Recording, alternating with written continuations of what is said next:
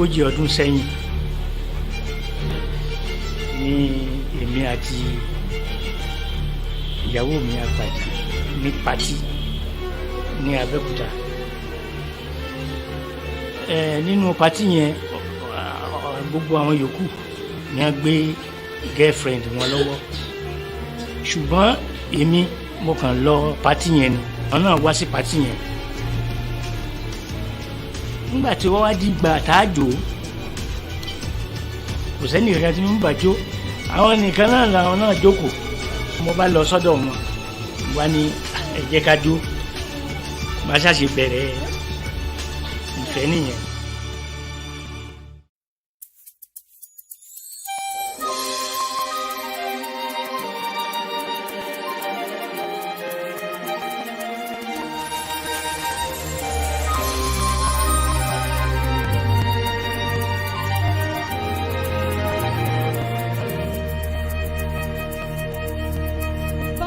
Ṣòtítọ́ mo fẹ́ ọ tòótọ́, bá mi ṣòdodo mo fẹ́ ọ pẹ̀lú òdodo. Bá mi ṣòtítọ́ olólùfẹ́ mo fẹ́ ọ tòótọ́, bá mi ṣòdodo mo fẹ́ ọ pẹ̀lú òdodo. Bọ́gìrì ò bá lanu aláǹgbá ò lè wo gírí, bọ́gìrì ò bá lanu aláǹgbá ò lè wo gírí. Ẹlẹ́dàá ló yàn wá papọ̀, èṣù kò níyàwó. Ìfẹ́ bí èjì òwúrọ̀ látàgbàlá Elédùmarè ló ti ṣẹ wá. Ìfẹ́ tó tòrò mínímíní tábà wọn ayé kan ò lè bàjẹ́ o. Olólùfẹ́ fẹ́ràn mi láì ṣe tán. Ìfẹ́ bí èjì òwúrọ̀ látàgbàlá Elédùmarè ló ti ṣẹ wá.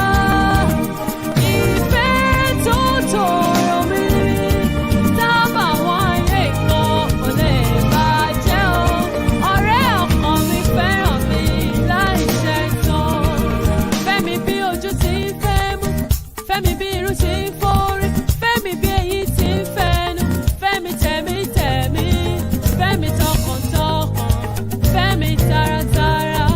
Olólùfẹ́ fẹ́ràn mi láì ṣe tán. Fẹ́mi bí ojú ti ń fẹ́ mú, fẹ́mi bí irú ti ń forí, fẹ́mi bí èyí ti ń fẹnu, fẹ́mi tẹ̀mítẹ̀mí, fẹ́mi tọkàntọkàn, fẹ́mi taratara.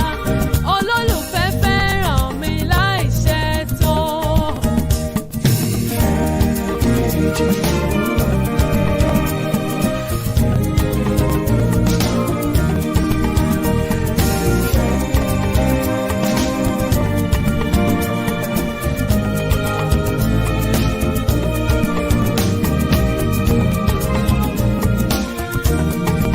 Dúró tì mí o, olólùfẹ́, ìfẹ́ tí kò lábùkù ni kò bá mi lò. Dúró tì mí o, olólùfẹ́, ìfẹ́ tí kò lábàwọ́n ni kò bá mi lò. Ìfẹ́ bí èjì òwúrọ̀ látàgbàlá Elédùmarè ló ti ṣẹ wá. Ìfẹ́ tó tòrò mínímíní tábà wọn ayé kan ò lè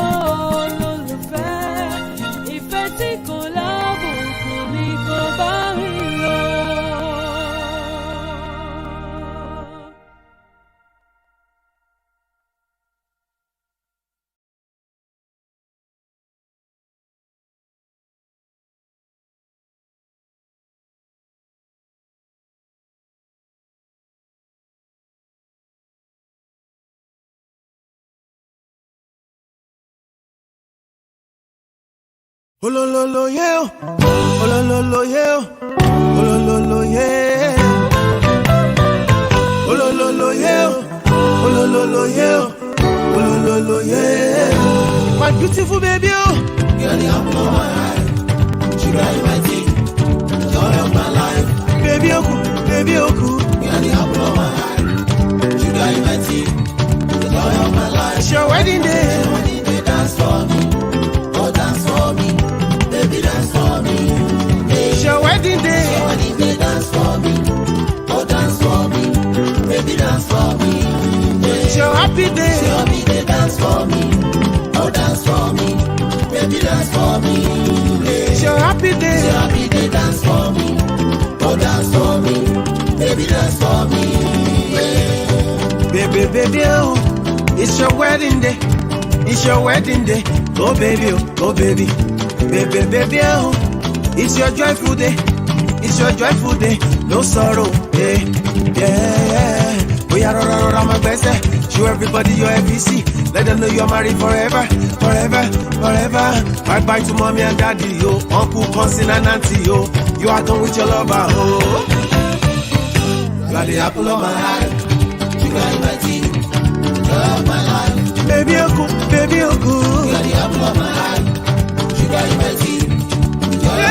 It's your wedding day. Dance for me. Dance for me. Oh, dance for me. Baby, dance for me. It's your wedding day. Dance for me. Dance for me. Oh, dance for me. Baby, dance for me. It's your happy day. Dance for me. Dance for me. Oh, dance for me. Dance for me. Baby, dance for me. It's your happy day. Dance for me. Dance for me. Dance for me. Baby, dance for me. Oh yeah, baby, dance to the left, oh, dance to the right, oh, yeah, why go down low? Oh yeah, baby, oh, dance to the left, oh, yeah, baby, oh, dance to the right, oh, yeah, why go down low? Oh yeah, baby, dance to the left, oh, dance to the right, oh, yeah, why go down low? Dance to the left, oh, dance to the right, oh, yeah, why go down low? Hey, Fujo, dance to the left, oh, dance to the right, oh. Bọ̀bọ̀ tí ó láyà. Ẹ lọ wáyà fẹ́. Ẹ lọ wáyà fẹ́. Bọ̀bọ̀ tí ó láyà o. Ẹ lọ wáyà fẹ́. Ẹ lọ wáyà fẹ́ o. Ẹ lọ wáyà fẹ́. Pàdí mi tí ó láyà o. Ẹ lọ wáyà fẹ́. Ẹ lọ wáyà fẹ́ o. Ẹ lọ wáyà fẹ́. Ayé máa gbábọ́ kiri ojúlé mọ́ fọ́bẹ̀. Ẹ lọ wáyà fẹ́. Ẹ lọ wáyà fẹ́ sí tilé o. Ẹ lọ wáyà fẹ́. Ó dáná bèbí tí ó lọ́kọ o. Ẹ lọ wọ́kọ̀ fẹ́.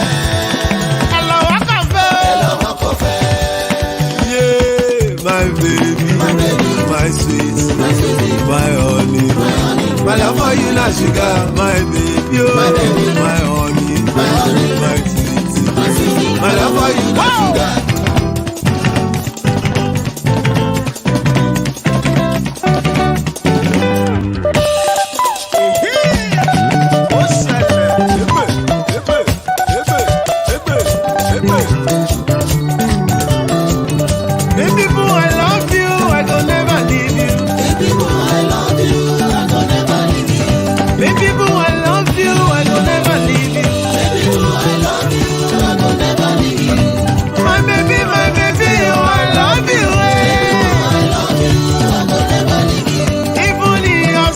Beside you. Baby, no, I love you. I will never leave you.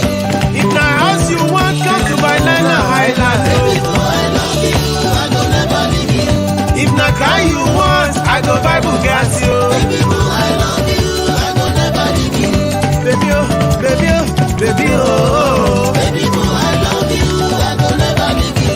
Orete, me, oh. Baby, no, I love you. Ọjà mi, ọjà mi.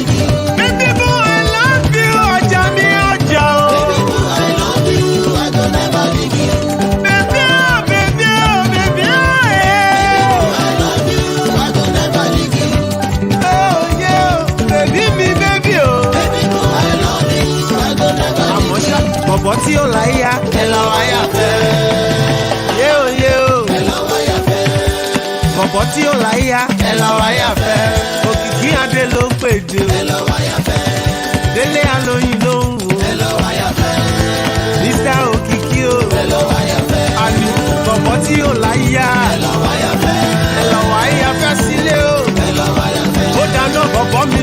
láyà ẹ lọ wáyà fẹ́. Aṣakaramaya Santoroboto.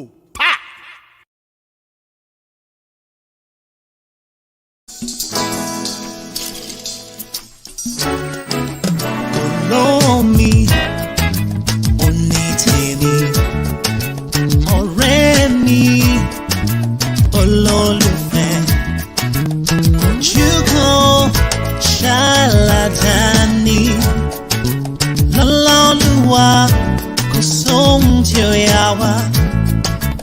Olóò mi, oní tèmi, ọ̀rẹ́ mi, olólùfẹ́. Ojúkọ ládàá torí ẹni, lọ́lá Olúwa kò sóhun tí ó yà wá. Mo rohun tó dùn, mo rẹ́ni kejì mi. Gírígírí ló ń ṣe mí, got butterflies in my belly. Kórè kò sùn kò jẹ́ kó mú, ẹ má bá wí o. Ọ̀rọ̀ ìfẹ́ láyé bí àdánwò ni, irú ọmọ tí mo fẹ́ wọ́n ń bẹ lára rẹ̀. Bèbí gbórúkọ mi, ó bá ẹlẹ́wà mu. Mo fẹ́ bá ẹ darúgbó, mo fẹ́ bá ẹ dalẹ̀. Ìwọ ni mo fẹ́ máa jírí lójoojúmọ́ ayé mi. Olómi, sweetheart, oní tèmi, ọ̀rẹ́ mi, olólùfẹ́. Ojúkọ ṣàlàdání, lọ́lá Olúwa kò sóhun tí ó yà wá. Olómi, oní tèmi, ọ̀rẹ́ mi, olólùfẹ́. Ojúkọ ṣàlàdá torí ẹni, lọ́lá Olúwa kò sóhun tí ó yà wá. I found a good thing, favor from above. I got that feeling, the tender touch of love. After so long, a boyfriend want me leave. Now that you're here, I see the difference so clear. You are the spark, the brightness of my world. I'm gonna give this all I know to keep you as my own. Sorry, mo fẹ́ bá ẹ darúgbó, mo fẹ́ bá ẹ dalẹ̀. Ìwọ ni mo fẹ́ máa jírí lójoojúmọ́ ayé mi.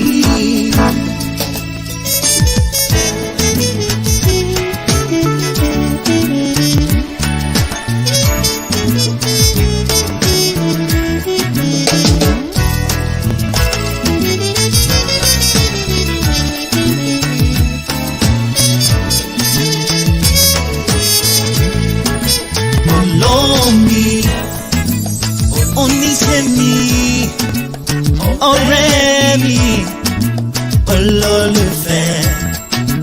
Ojúkọ ládàá torí ẹni, lọ́lá Olúwa kò sóhun tí ó yà wá. Olómi, oní tèmi, ọ̀rẹ́ mi, olólùfẹ́. Ojúkọ ládàá torí ẹni sẹ́, lọ́lá Olúwa ìfẹ́ wa ò ní dàrú. Kò sóhun tí ó yà wá, kò sóhun tí ó yà wá, kò sóhun tí ó yà wá, kò sóhun tí ó yà wá. Èkùrọ́ ńlá lábàkú ẹwà yé, kò sóhun tí ó yà wá. Ojú mi ojú rẹ ní bèbí, kò sóhun tí ó yà wá. Lord, I love you girl, love you girl, kò sóhun tí ó yà wá. From the depths of my soul, kò sóhun tí ó yà wá. And from the bottom of my heart, kò sóhun tí ó yà wá. You are the thrill of my heart, kò sóhun tí ó yà wá. Láyé láyé láyé láyé.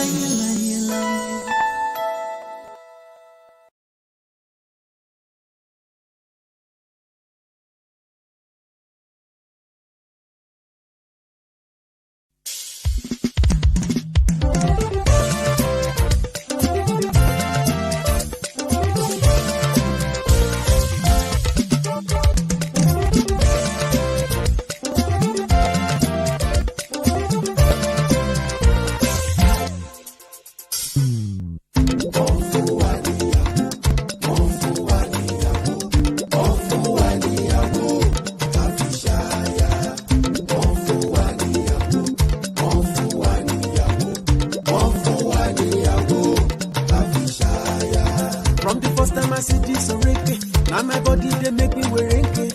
This baby must be my oreke. Now you are go marry. Anything she touch turn to be success. I've been waiting for her for the longest. This baby go make me the strongest. See I know they lie. Come follow me, see my mama. Come follow me, see my papa. This baby they hide me like Shayo. See I love her die. She's my own love. Honey.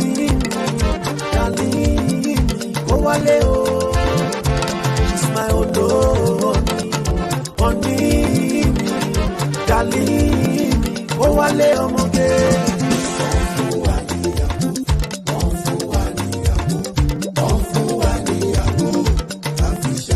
See me so, now me be this yo, now me day.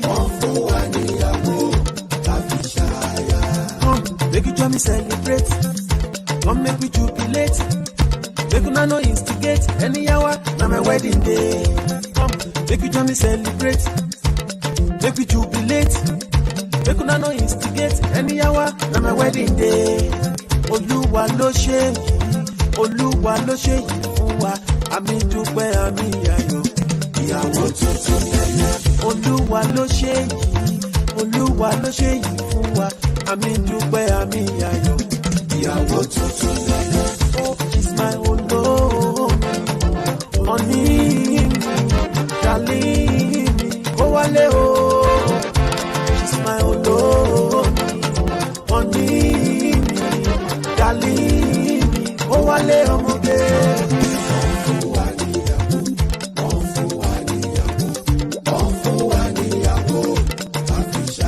See me so, na me be this year. Me day. Okay now, where are the single ladies? Can you come outside now? Where are the single ladies? Can you come outside now? Yeah, I want to throw the bouquet. Can you come outside now? Linda, where are you now? Can you come outside now? Kamilekun, where are you now? Can you come outside now? Mama, where are you now? Can you come outside now? Vanessa, where are you now? Can you come outside now? Ada, where are you now? Can you come outside now?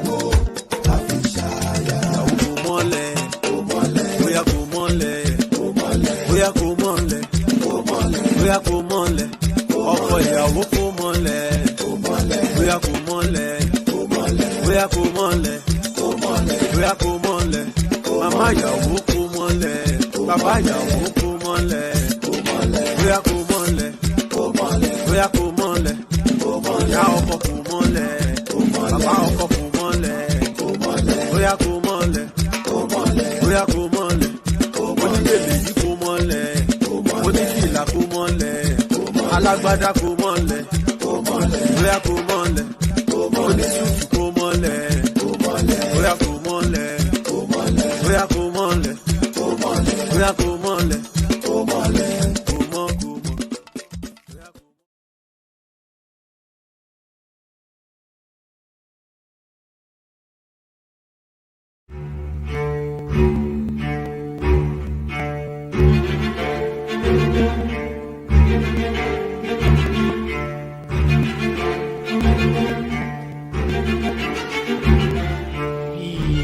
Ogójì ọdún sẹ́yìn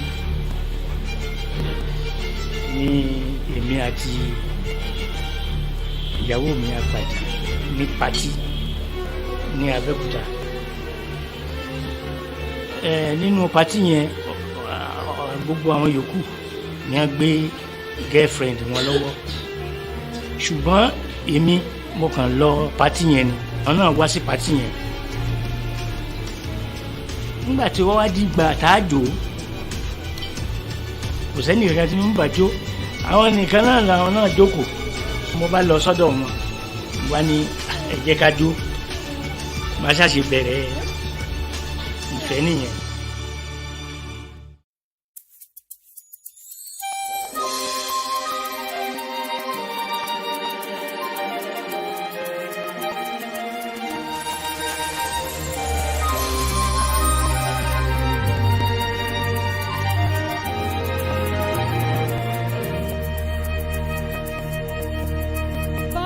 Ṣòtítọ́ mo fẹ́ ọ tòótọ́, bá mi ṣòdodo mo fẹ́ ọ pẹ̀lú òdodo, bá mi ṣòtítọ́ olólùfẹ́ mo fẹ́ ọ tòótọ́, bá mi ṣòdodo mo fẹ́ ọ pẹ̀lú òdodo, bọ́gìrì ò bá lanu aláǹgbá ò lè wo gírí, bọ́gìrì ò bá lanu aláǹgbá ò lè wo gírí, ẹlẹ́dàá ló yàn wá papọ̀ èṣù kò níyàwó.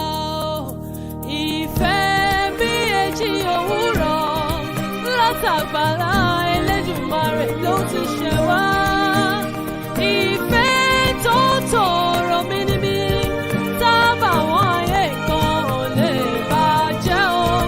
Olólùfẹ́ fẹ́ràn mi láì ṣe tán. Ìfẹ́ bí èjì òwúrọ̀ látàgbàlá Elédùmarè ló ti ṣẹ wá.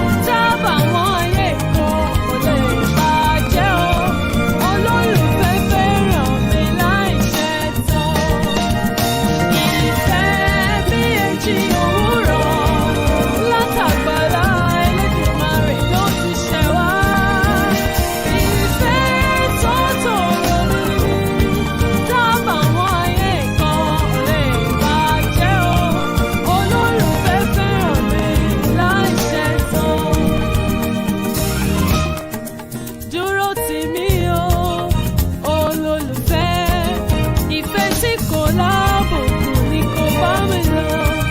Dúró tì mí olólùfẹ́. Ìfẹ́ tí kò lẹ́tàn rárá ni kò bá mi lọ. Dúró tì mí olólùfẹ́. Ìfẹ́ tí kò lábùkù ni kò bá mi lọ. Dúró tì mí olólùfẹ́.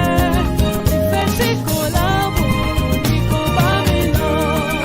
Dúró tì mí olólùfẹ́. Ìfẹ́ tí kò lábùkù ni kò bá mi lọ.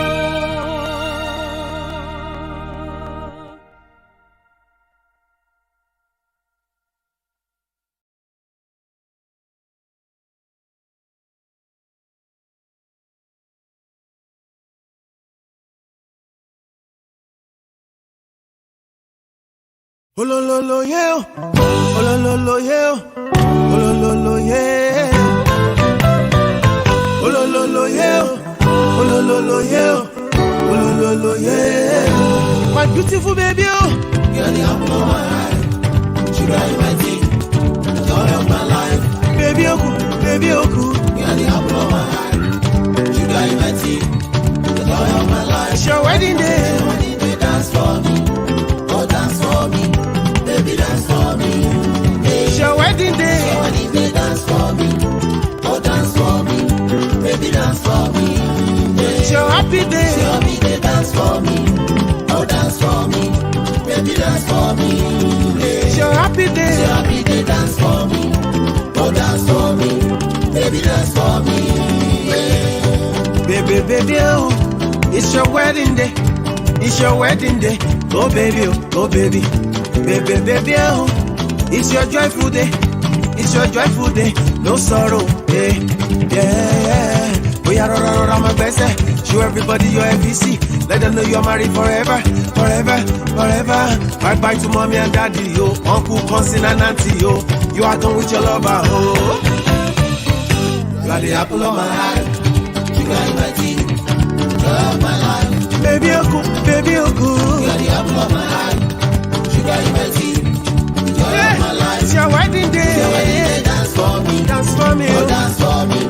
Baby, dance for me. It's your wedding day. Dance for me. Dance for me. Oh, dance for me. Yeah, baby, dance for me. It's your happy day. It's your happy day, dance for me. Dance for me. Oh, dance for me. Dance for me. Baby, dance for me. It's your happy day. It's your happy day, dance for me. Dance for me. Oh, dance for me. Yeah, baby, dance for me. Oh yeah, baby, dance to the left, oh, dance to the right, oh, yeah, why go down low? Oh yeah, baby, oh, dance to the left, oh, yeah, baby, oh, dance to the right, oh, yeah, why go down low? Oh yeah, baby, dance to the left, oh, dance to the right, oh, yeah, why go down low? Oh, dance to the left, oh, dance to the right, oh, yeah, why go down low? Hey, Fujo, dance to the left, oh, dance to the right, oh. Bọ̀bọ̀ tí ó láyà. Ẹ lọ wáyà fẹ́. Ẹ lọ wáyà fẹ́. Bọ̀bọ̀ tí ó láyà o. Ẹ lọ wáyà fẹ́. Ẹ lọ wáyà fẹ́ o. Ẹ lọ wáyà fẹ́. Pàdé mi tí ó láyà o. Ẹ lọ wáyà fẹ́.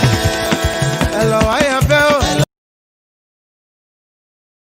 lọ wáyà fẹ́. Ayé máa gbá bọ́ kiri ojúlé mọ́ fọ́bẹ̀. Ẹ lọ wáyà fẹ́. Ẹ lọ wáyà fẹ́ sí tilé o. Ẹ lọ wáyà fẹ́. Ó dáná bèbí tí ó lọ́kọ́ o. Ẹ lọ wọ́kọ̀ fẹ́. Ẹ lọ wọ́kọ̀ fẹ́. Ẹ lọ wọ́kọ̀ fẹ́. Yeah, my baby, my sweet, my honey, my love for you na sugar, my baby, oh, my honey, my sweet, my love for you na sugar.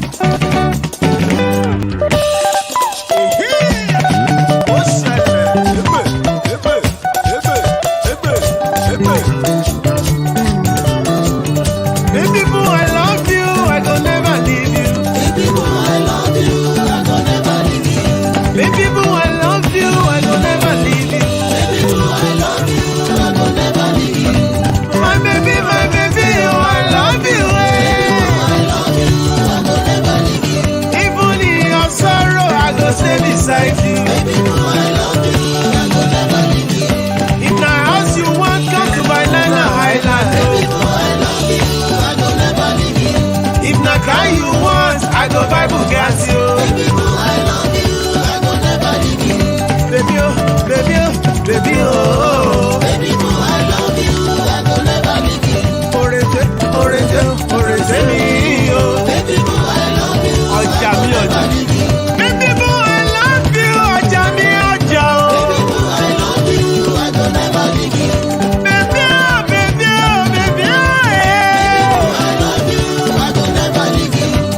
Oh yeah, baby mi baby oh. Baby boo, I love you, I go never leave you. Àmọ́ ṣá, bọ̀bọ̀ tí ó láyà, ẹ lọ wáyà fẹ́.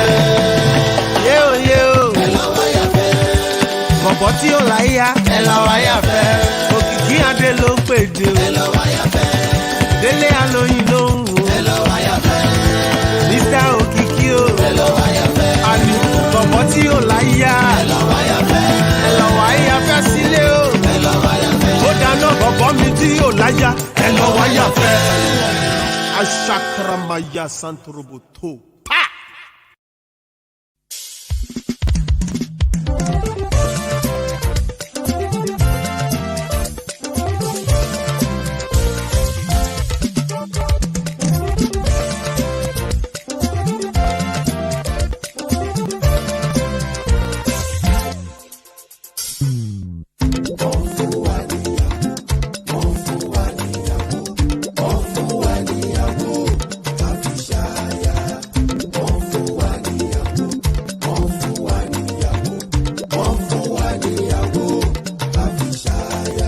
From the first time I see this oreke, now my body they make me wereke.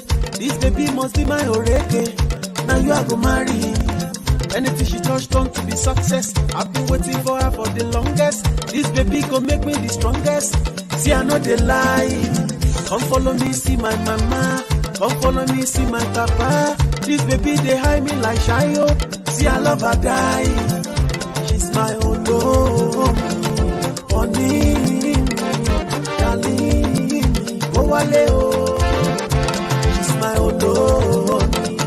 honey, darling, oh wale ọmọge.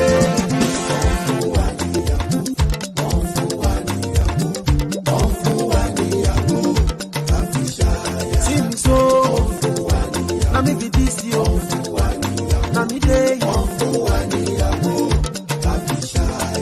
Come, make you join me celebrate. Come make we jubilate. Make una no instigate. Any hour, na my wedding day. Come, make we join me celebrate. Make we jubilate. Make una no instigate. Any hour, na my wedding day. Olúwa ló ṣe yìí fún wa. Àmì dúpẹ́ àmì ayọ̀. Ìyàwó tuntun lẹ́yìn. Olúwa ló ṣe yìí fún wa. Àmì dúpẹ́ àmì ayọ̀. Ìyàwó tuntun lẹ́yìn.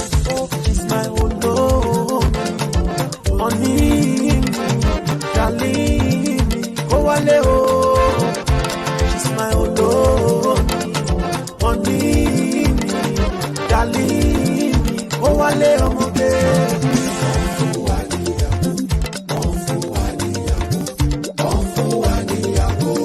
See me so, na me be this year. Me day. Okay now, where are the single ladies? Can you come outside now? Where are the single ladies? Can you come outside now? Yeah, I want to throw the bouquet. Can you come outside now? Linda, where are you now? Can you come outside now? Kamileku, where are you now? Can you come outside now? Mama, where are you now? Can you come outside now? Vanessa, where are you now? Can you come outside now? Ada, where are you now? Can you come outside now?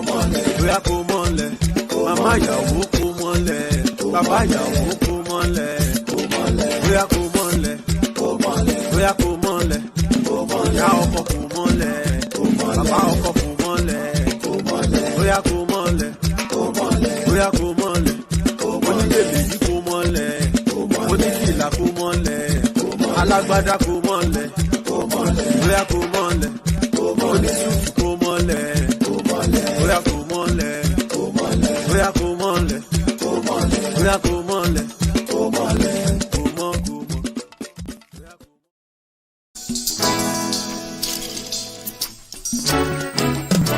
Follow me, only tèmi, ọ̀rẹ́ mi, olólùfẹ́, ojúkọ ṣàlàdání, lọ́lá Olúwa kò sóhun tí ó yà wá.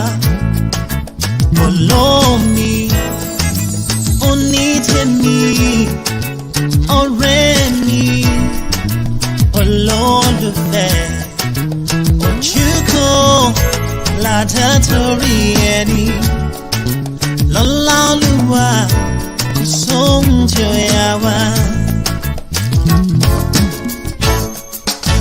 Mo rohun tó dùn, mo rẹ́ni kejì mi, gírígírí ló ń ṣe mí, got butterflies in my belly. Kòríkòsùn kò jẹ́ kó mọ̀, ẹ má bá wí o. Ọ̀rọ̀ ìfẹ́ láyé bí àdánwò ni, irú ọmọ tí mo fẹ́ wọ́n ń bẹ lára rẹ̀.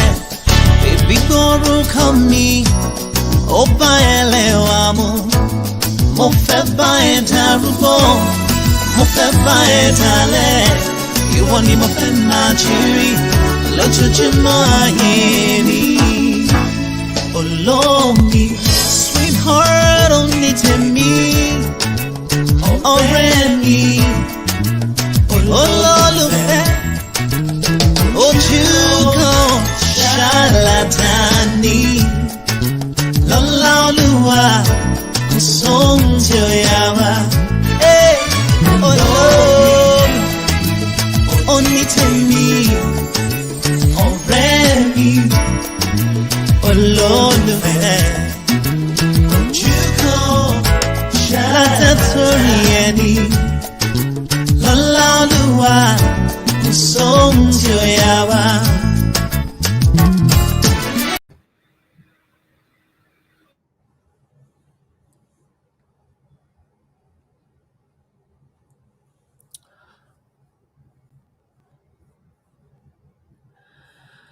Hello, thank you for joining us on the show today. Good morning to all our viewers in the USA and Canada. Good afternoon to our viewers in Africa and in Europe. From wherever you're joining us today, we welcome you to the program. The platform is simply a knowledge sharing and empowerment program where we seek to educate ourselves through discussion of various topics affecting our daily living. The platform is not limited to spirituality. It also delves into other areas such as leadership, relationships, human development, finance, and so on. Different speakers will be invited within and outside the church periodically to share their knowledge on various topics as they are led by God. In today's edition of the program, we have a popular speaker and talk show host, SEUN OBAJOLU, who has joined us all the way from Houston, Texas, in the United States of America. SEUN, you're welcome to this edition of the platform today. Thank you so much for having me. How is Houston, Texas, if I may ask you? It's great. Hot. Considering the circumstances though, because Corona is really crazy over here. But we thank God, we're alive, so that's the most important thing. Okay. For the benefit of those who don't know her, SEUN OBAJOLU is a well-known life, relationship, and marriage coach. She will be speaking to us on a topic, before you say I do. I do. This is a topic aimed at educating us on important things. to consider before signing the marriage contract. Personally, I believe there is no better person equipped to treat this topic more than the real talk queen herself, as she is well known. Therefore, it is a great joy and privilege for us to have her on the platform today. I hope we will be able to learn a lot from her speech this morning. I will also encourage us all to make this a very interactive session. Let us drop our questions, comments, or contributions in the comment box below. It will be greatly appreciated. I will now pass it over to SEUN Obajolu, our special guest for today's program. Over to you, SEUN. All right. Thank you so much for the privilege to be here, for the honor to speak on this topic that I'm very, very passionate about. I did not take that honor for granted. And I'm so glad to be here. All right. So I am sure this is a topic that everybody is interested in. And the reason I say everybody is no matter the level of education you have, no matter your upbringing, we are all raised to get ready for the marriage institution, especially coming from our culture where we're from. As soon as you get to a particular age, everybody's already asking, so what's going on now? Where's the guy? Even our mothers that never allowed us to have boyfriends, once we cross a particular age, they start asking, so when is the boy? And then you're looking at them like, okay, well, you didn't let us date. You didn't let us have boyfriends. But once we pass that age, everybody's asking us, where's the man? Where's the woman? In fact, the men have better leeway than women because the pressure is always on the women. So basically, this is a very interesting conversation. Yes, you might wonder, okay, if you're married and you're here listening to me, you might be wondering, maybe this is not for me. I'll say, you know what? I think this is for everybody because there are some people who are in marriages right now. And for some reason, they feel like, it's not working. After the first year, second year, and you're looking at it like, oh my God, what's happening? Everything seemed really beautiful in the beginning. My wife is not the same when I met her. My husband is showing me some signs. And this might help you because maybe it would help you see and put certain things in perspective that you did not think of. Because of course, when the excitement of the wedding, because I'm going to call it wedding. Of course, you meet a man, you meet a boy, you got a guy, a girl, you guys love each other, you're dating, everything is all beautiful. Yeah. And then you decide, you know what, he proposes, everybody looks forward to that proposal. The proposal is well thought out, flowers, everybody's crying. In fact, you're planning to make your proposal the best. You stream it now, the world of social media, right? Everybody wants to outdo the next person.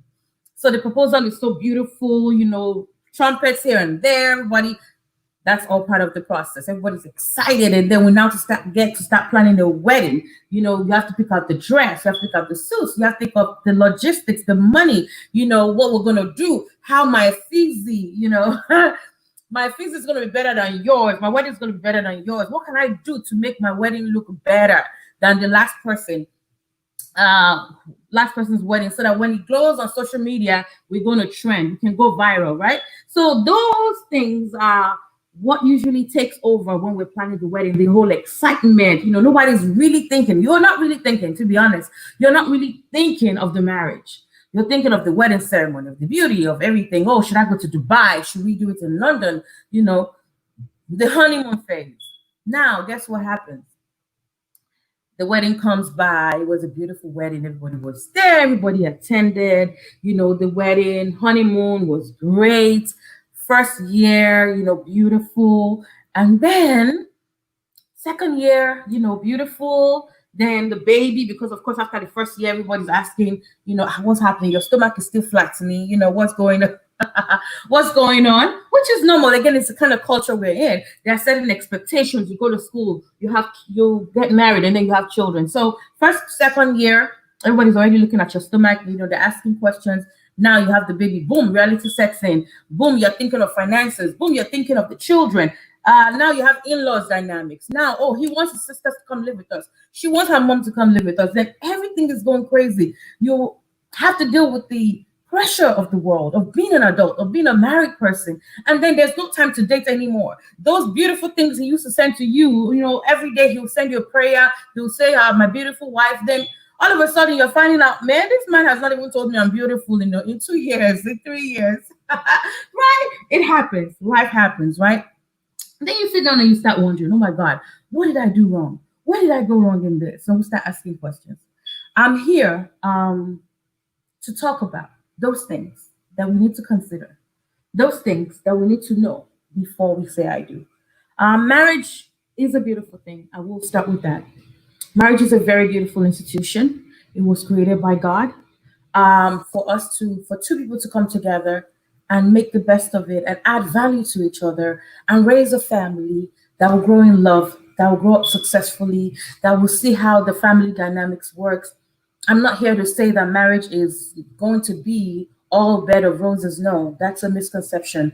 Marriage is not going to be all bed of roses because, yes, like I said, life happens, things change. I'm not here to say that. I'm here to say it is beautiful, but it's beautiful on how you make it work, on how you lay your bed. So we're going to start with that. Now, let's also recognize that in the days that we're in, there's an increase. Unfortunately, there's been an increase in divorce.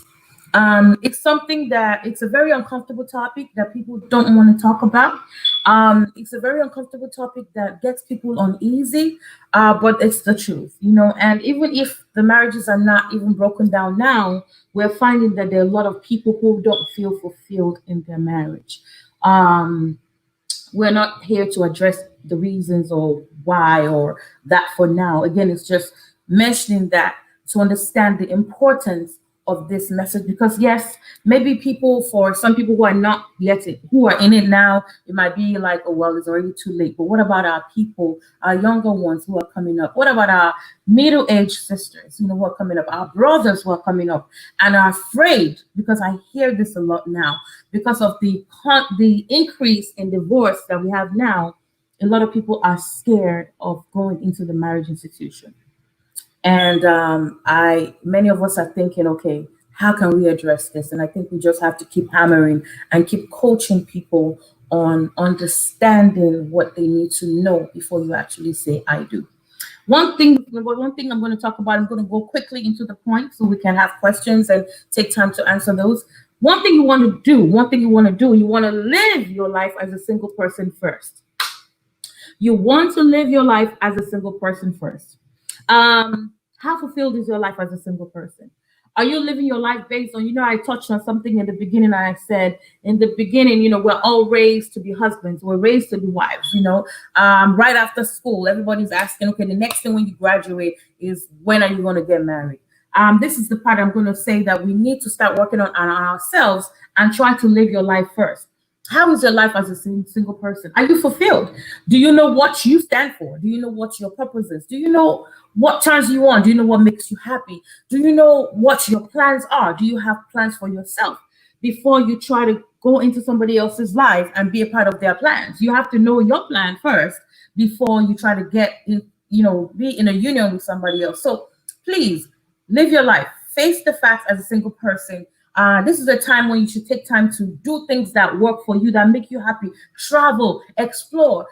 Who said you cannot start your own business as a single person? That's a misconception that we have also growing up, especially when it comes to women. You are told that, no matter if you have a house, if you're successful, you're going to be a threat to the men. I'm sorry to say, let me tell you this today, and I'm going to empower you. That is so old school. Keep working on yourself. Don't worry. Build that business. Don't worry. Get that career. Be the best you can be. You want to start your own business empire? Go ahead. Don't worry about the man that's going to come and not want to marry you because you're successful. Come on. The key to that is when it comes to the point, you're going to have to walk through how you can humbly, both of you, communicate and discuss how you can bring things together. There's nothing saying that a woman cannot be more successful than a man. Those are old school. If you do come in contact with somebody that understands you, that is mature enough to know you as a person, They will not be threatened. A confident man is never really threatened by the success of his woman. So please move away from that misconception as women, young women who are listening to me, that, oh, because you are afraid of being successful because you're afraid of scaring men away. Come on, keep working on yourself. To the young men also, I would say keep working on yourself also. It's not easy going into marriage and not being fulfilled. Don't jump into it. Be happy, be fulfilled. Enjoy your single life, and then you can go into marriage. Because yes, trust me, you might get to a point where you cannot do those things. There's some things you will not, and it's a fact, be able to do once you get into marriage. That's number one. Number two that I'd like to point out, very important. I hope you guys are taking notes. Please, no matter what you do, no matter how desperate you are, no matter how much pressure you're facing, do not, I repeat, do not ignore the red flags. There are a lot of red flags that we ignore out of desperation to settle down. I'm going to repeat myself. There are a lot of red flags that we see in your potential spouse that we ignore because of our desperation to settle down, because we're afraid of, oh, what people say, because we've dated for 5 years. He's my friend, he's my best friend, whatever. The person is my best friend. We're ignoring those signs. We should not ignore the signs.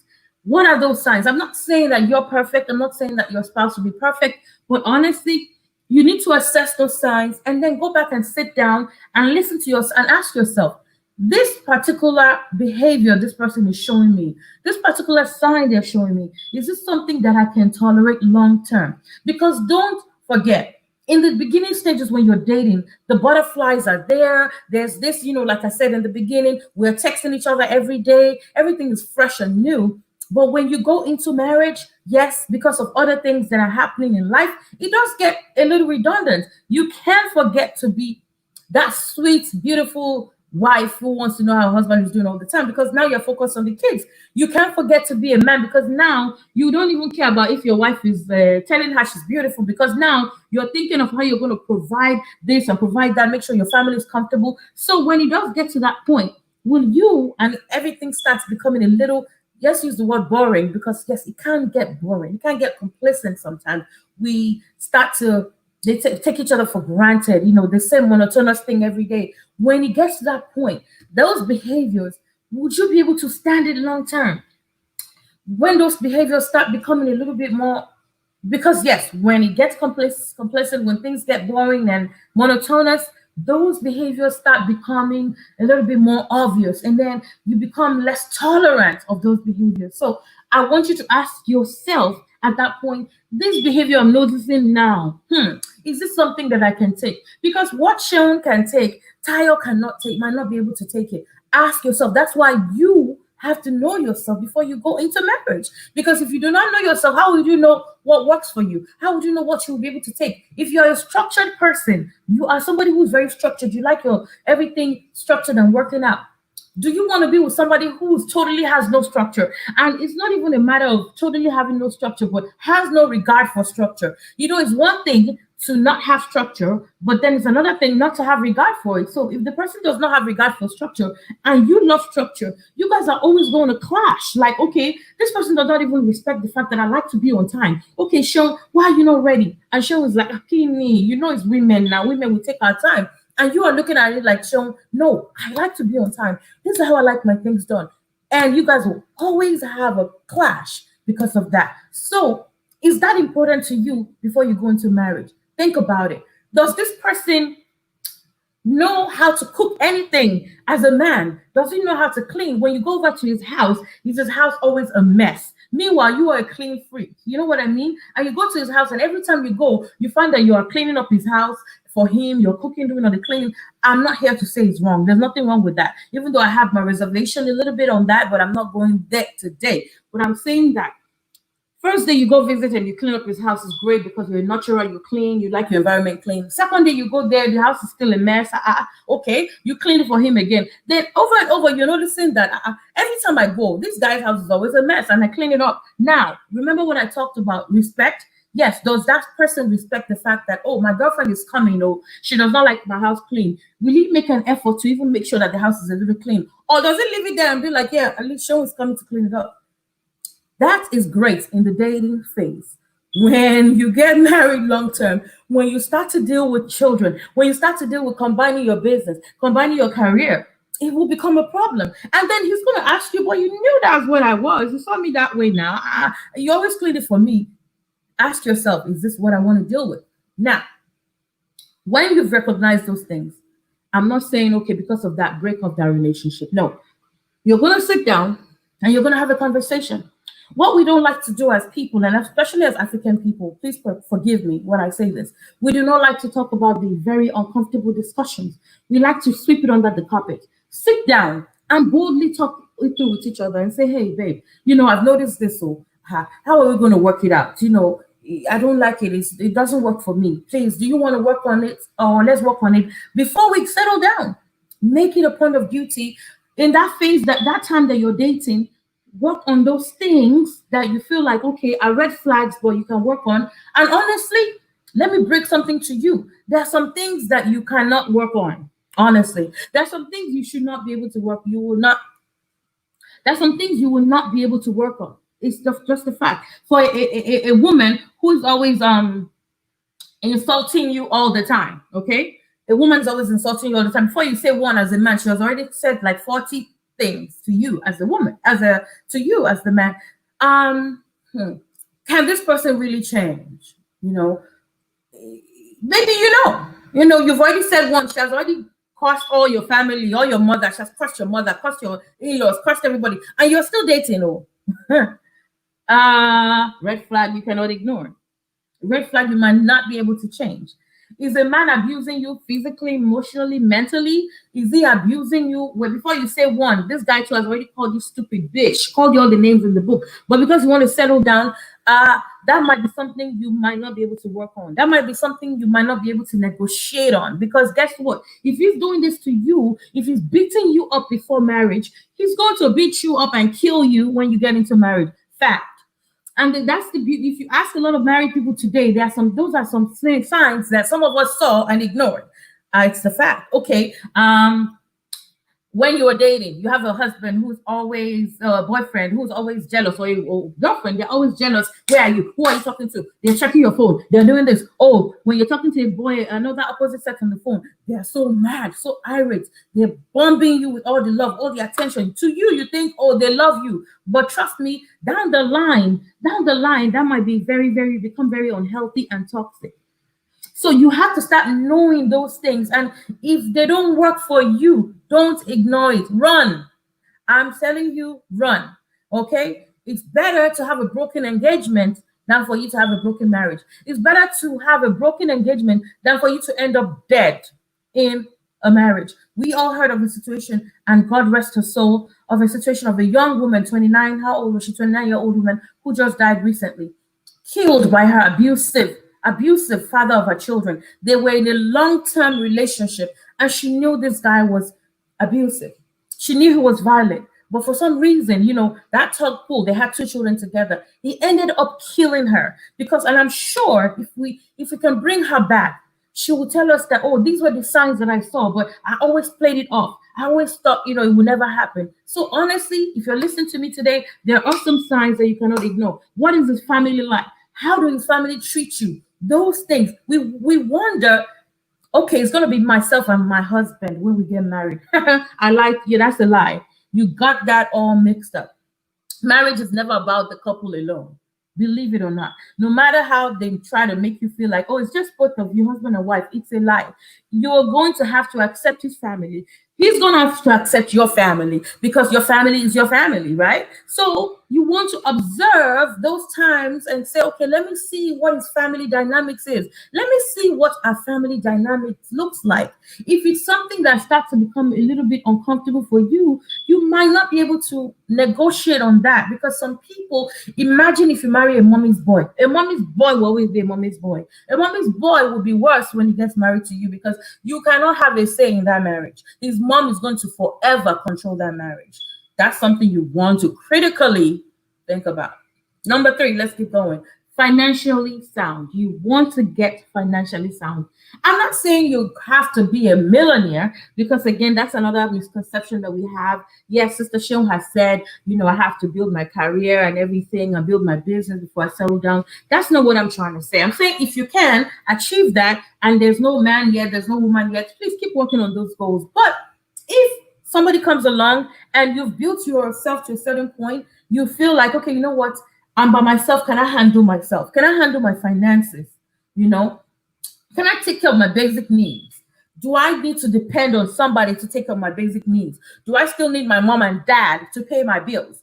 Those little things, then maybe you're not ready for marriage. As a young man, honestly, as a young woman, maybe you're not ready for marriage. Maybe you need to leave marriage on the side for a minute and focus on you building your finances first. Again, I'm not saying be a millionaire, because again, the beauty of this is two of you that at least have found yourself a little bit can come together and work on each other. But if you're finding that one person is deficient and you are coming to depend on the other person financially, it will become a burden. You will become a burden on your spouse.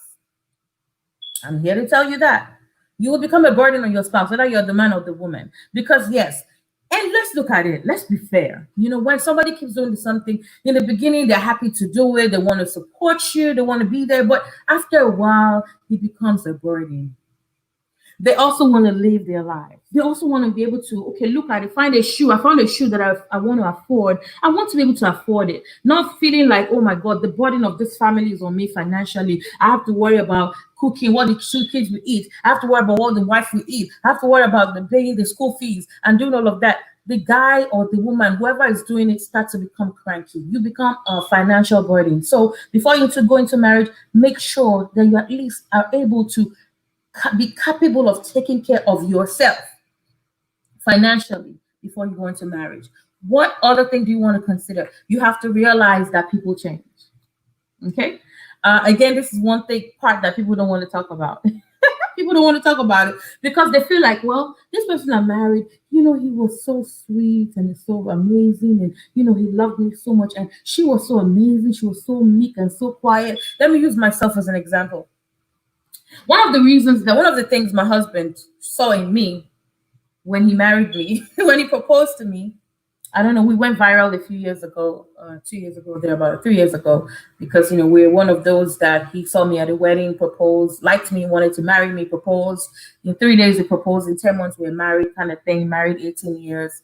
One of the things he said he saw in me was the fact that I was quiet. He thought I was quiet.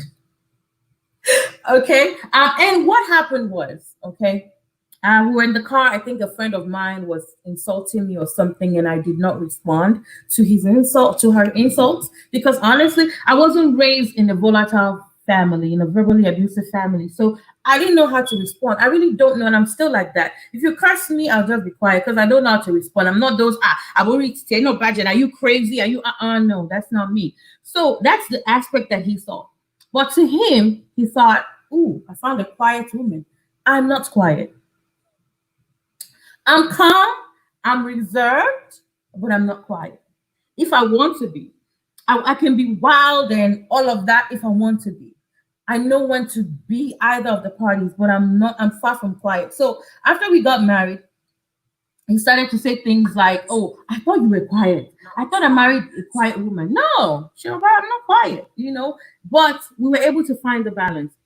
It was even a problem in the beginning because then as I grew older, I started to, blossom more into myself. I started to have a voice more. I started to find a purpose in empowering women. I became somebody that wants to go out and speak, and I'm on social media speaking all the time. And this man he found it so hard to accept it. And he kept saying to me, I didn't want a woman who's going to be out there. And I tell you, it was a problem, and it was a problem that we were never really able to actually get out of. Okay, so realizing that people change. That person who you married as calm and everything can eventually go into a mature person and find themselves and be more vocal, and just give room for change. Be ready to forgive. Be ready to deal with the changes that they might actually blossom into. Okay, we're getting to a dicey point right now, but I'm going to leave that for now because we're still going to talk about that in a little bit. Before you get married, we've talked about getting your priorities in line, which is the same thing about your financial decisions, what you want to do in life and all of that. So make sure that your own priorities are in line. Please make sure of that. I cannot overestimate or express that. Please make sure that you have your priority. One thing before I leave this point is a lot of us try to be us, try to come together with somebody to make a us when you've not even discovered you. Can I repeat that? Many of us are quick to want to be us, to join with somebody else to become a us, because that's what the culture says, because that's what the society wants, because that's what the church is preaching, because the church is saying, oh, you have to wait to have sex. So we're quick to want to do all of those things without actually discovering who you are as a person. So please, let's be mindful. Know who you are. Do you have self-esteem issues that you're dealing with, that you have to deal with before you go into marriage? It might sound like something okay, what is the session saying? Sorry, let me take a drink. Sorry.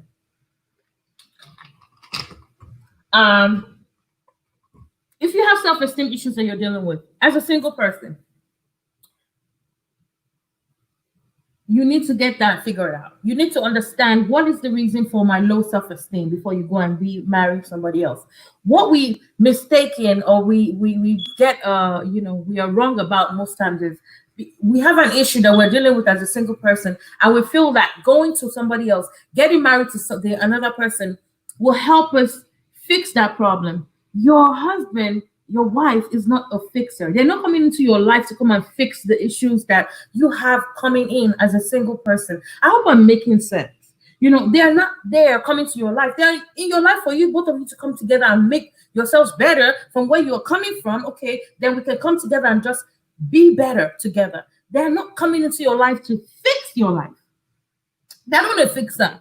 So what is that issue you are dealing with as a person, as a single person, that you need to deal with? Are you dealing with self-esteem issues? Are you dealing with some problems? Face those issues and try to work on it before you go and bring your wahala, I'm sorry to say, with all due respect, to somebody else to try to fix it. Because this is why we're seeing divorces left and right now, because a lot of us bring our problems into somebody else's life, and then you make it a burden. It becomes a burden. You want to learn to communicate with your future spouse. Communication is a very, very strong bedrock of any marriage. But the thing is, it has to be the bedrock even while both of you are in a dating or in the relationship. Again, I already touched briefly on that in the beginning. Excuse me. You guys want to make sure that you are able to talk about everything even before marriage. Don't try to sweep everything under the carpet. We come from a culture where we don't talk about sensitive things, which is one of the reasons why I started speaking about things like this. I like to talk about uncomfortable things we don't talk about as a culture. So it's the same thing. We rather sweep things under the carpet. Please don't sweep things under the carpet. Please let your spouse know who you are. Let them know what works for you. Let them know what makes you happy. Let them know what you want. I like to be giving gifts. I like to be gifted. I'm not saying about me, but if that's what you want, let them know. I like to be pampered. This is your love language.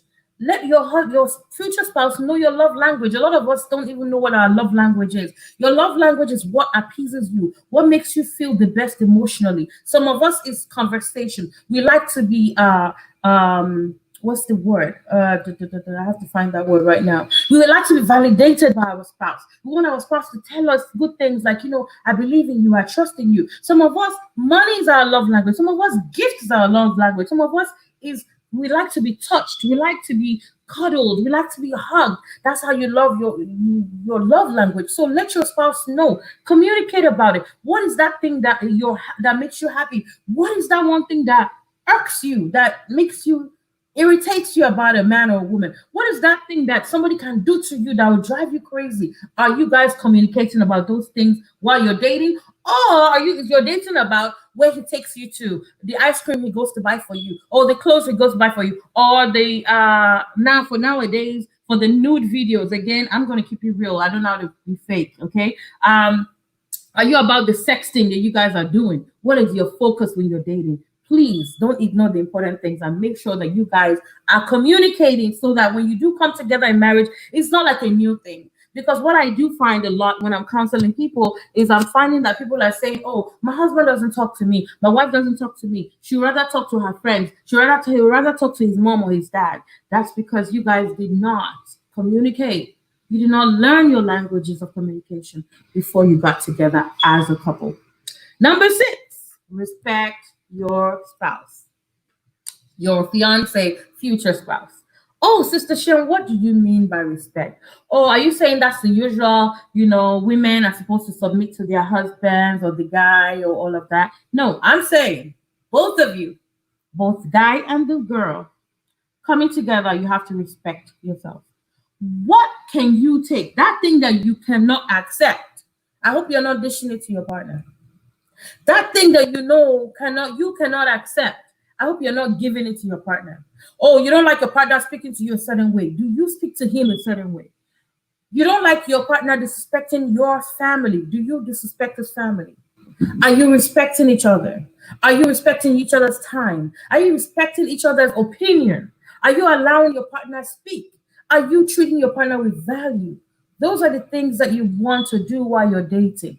Don't wait to go into marriage and say, the Bible says submit to your husband. And okay, so while we're dating, I'm not going to. Or the Bible says, at least it's the woman that submits to the wife. So why do I have to submit it? Please, this is a very, very, and I'm going to hammer on this a lot. And the reason I'm going to hammer on this is because I feel like this is a strong reason why we are seeing an increased rate of divorce right now. Okay. If you are watching me, if any of my fans are watching, please help us share this broadcast. It's important that we get this message out. I don't see a lot of people watching, and I really would like for you all to actually share. Please help us share. Are you respecting one another? It's important. A lot of us, and I'm going to touch on this, and I might be offending some people, but I already already apologize ahead. A lot of us were raised, and I'm talking to our men here, we're raised by very traditional fathers and forefathers who are raised to have this huge ego, and I'm the man of my house, and anything I say goes, and I make the rules. I'm the man of this house, and whatever I say goes. I don't care. I beg you, please drop that mindset. I'm not saying drop your respect or your standards or you allow yourself to be disrespected. That's not what I'm here to say. I'm here to say go into marriage with that opinion that I want to make this a partnership with my wife. Go into marriage with that opinion that I want my wife to be my best friend. Go into that opinion like, you know what? I cannot make a decision if my wife, my best friend, does not give me an input. Please don't go into marriage thinking, yeah, I'm the boss of this house. No. Don't go into marriage thinking, oh, I deserve all the respect and she needs to respect me. I'm the man. Please don't. One thing I'm going to tell you is, and I'm going to tell you, it's very natural for most women to actually respect the man that truly shows them love. Ask any woman. Love your wife. Love her truly. Make her understand that she's valuable. Involve her in your decisions. Treat her like she matters. And watch her give everything to you. It's not normal to have a woman who's naturally always at loggerheads with her husband. No matter what he says, doesn't matter. My voice has to be heard. It's not natural. Because honestly, if you do look at it, show a woman true love. You would not need to beg for respect. I'm telling you. The minute you start asking for respect, the minute you start asking for that submission, you have failed. Okay, so please, both of you, respect one another. Respect one another before you go into marriage. Learn to respect. Now, this is a funny one. I'm worried about this because I have to find a way to put it in. Never, ever quit. And here's where I'm going. Don't go into marriage with the expectation that I'm going to leave. Okay? Don't go into marriage with the expectation that, well, once I'm out, I cannot stay. If he does this to me, I'm leaving quick. If she does this to me, I'm out. 1 year, no, I cannot do it now. Forget all of these things, hype that's going on out here today. Yes, I know that we have a revolution going on. I know there's a lot of issues going on with marriage because, yes, again, there are a lot of unaddressed issues that many of us went into marriage with, and unfortunately, because they were unaddressed and they were left unaddressed, it became a problem. Some marriages were able to survive it, some marriages were not able to survive it. But please, go into marriage. Don't let all of that phase you. Still have the mindset that, you know what, I'm going to give this all it takes. This is my marriage to make happen and make work. And no matter what, we're going to work on it. This is where I want to talk about forgiveness. You cannot go into marriage with an unforgiving spirit. You're going to find yourself that you're going to have to learn to forgive over and over again in marriage. Again, don't listen to all the hype. Don't listen to what anybody says. Like, oh my God, no, there's this thing that, your husband did this. I can never take it. Hey, your wife did this to you. But my wife did this to me. God forbid now. You're going to have to learn to forgive over and over in marriage. Your spouse will do something to you and you'll be like, no, I didn't see this in him. Your wife will do it and you'll be like, no, I never saw this in her. But you're going to have to go into marriage with the mind to forgive over and over again. With that being said, there are some things that I would not want you to negotiate on when it comes to physical abuse, when it comes to mental abuse, when it comes to anything that's actually threatening your peace of mind. You might not be able to escape from that, but that's by the way, okay? I just wanted to push that out there because, yes, some people get that mixed up and they become miserable for the rest of their lives because they're like, oh, Sister Shaun said forgive, and forgive. This is why it's important that we're stressing these things before you do it, before you go into it. That's why I've talked about those other things so that you know those things are in place and then it will not be a problem. You have a man who's always cheating on you over and over and over again. Remember I mentioned, what is that one thing that can work for you? If you have a man who's always cheating, you go to his house every day, he has different women, there's a very high chance he's going to be that kind of person when you're married. So, will that threaten your peace of mind? Yes. Will that make you unhappy? Yes. Will that cause you to lose your self-esteem? Yes. Will that probably make you miserable for the rest of your life in your marriage? Yes. Is there a possibility that your husband is going to have many children in that marriage? Yes. Because you have seen those things. And I'm not here to say, okay, continue to forgive that because if it's making you miserable, but then I'm saying, look at those things. Make sure it's important to you. If you cannot go into it, run. If you cannot be fixed, okay? So yes, go into marriage with the mind of, I'm not going to quit. I'm going to make it work. I'm going to forgive. We're going to work on this together. All right. Let me see. I think I have 2 more points. Let me check my notes real quickly. Friendship. Okay. I think we've talked about that. Make sure that both of you are friends. Please. We've stressed a little bit about that. I cannot stress that enough. Friendship is important. We always think love is the most important when it comes. Oh my God, I'm so in love with him. Oh my God, I love him. We're so quick to that 4-letter word. Oh my God, I love her. She's the best thing that ever happened to me. Love, let me disappoint you. Love is not enough to sustain a marriage. If love was enough to sustain a marriage, the people that end up getting divorced today, you wonder, well, these people one time they were professing love to each other now. If you see what they always said about each other, how did we get here? How are we here? What happened to the love? That's because love is not enough to sustain a marriage. But friendship can. Because when you're friends with the person you're with, first of all, you look at each other like, okay, we're in this together. We're friends, we can talk about everything. We can discuss. That's why you find some people, they can discuss with their friends, they cannot discuss with their wives or their husbands. And I don't understand why that should be. If you are claiming that you're married to somebody and you cannot discuss, you'll be able to discuss some things with your friends, but you can't discuss with your wife or your husband. Check yourself. Something is wrong. Something is wrong. Their foundation needs to be changed. There are a lot of things that need to be addressed. I'm speaking from experience, okay? There are a lot of things that need to be addressed. If you are afraid to discuss some things with your spouse, if you are worried about discussing, your spouse should not judge you. Your spouse can correct you. They can lead you on the right path, but you should not be afraid to discuss things with them because you're afraid they're going to put you down. You're afraid they're going to judge you. You're afraid they're going to make you feel worse. You're afraid of what they can do. You're afraid of their reaction. Fear does not work in marriage. Fear does not go hand in hand with marriage. So yes, work on that friendship. Work on it. Build that foundation. Take time to build your friendship with this person. Don't let that love, you see, when we start talking of this love thing and the heart takes over, it stops you from thinking. It stops your mind from rationalizing the things you should rationalize.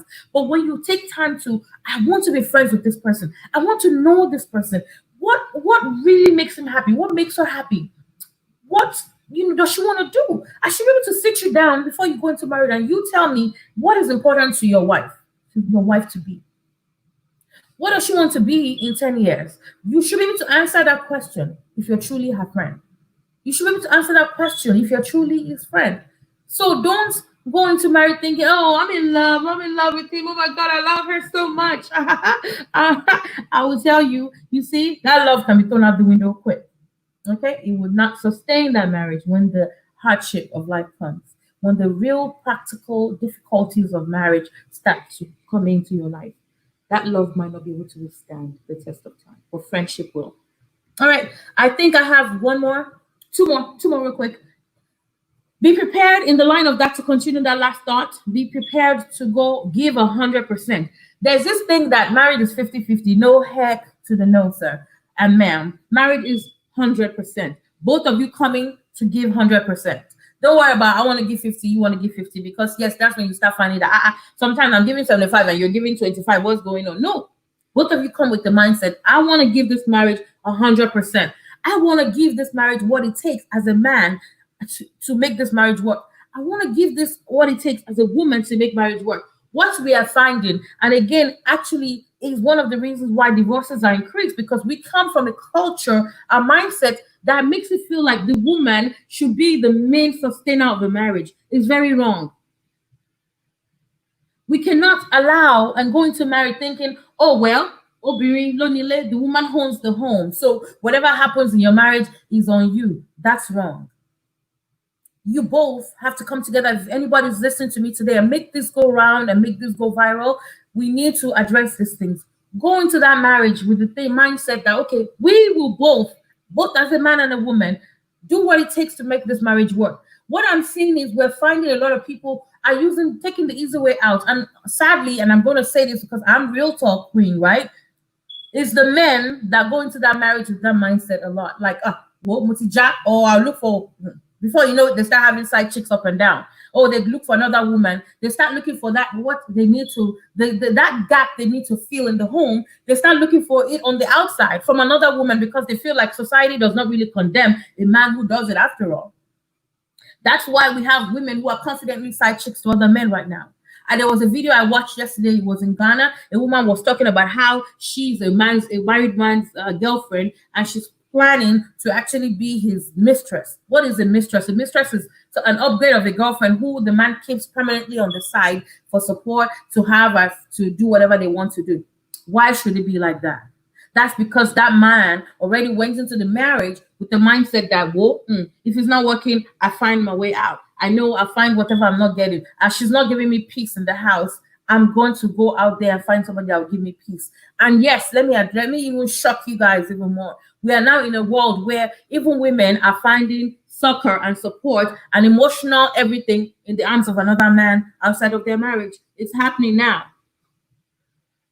So that's because we are forced to stay in that marriage and it's not working, and I don't want to give it all I eat. So I'm just going to find support and look for the easy way out and look for somebody that can satisfy me and give me what this man is not giving me. Big deal.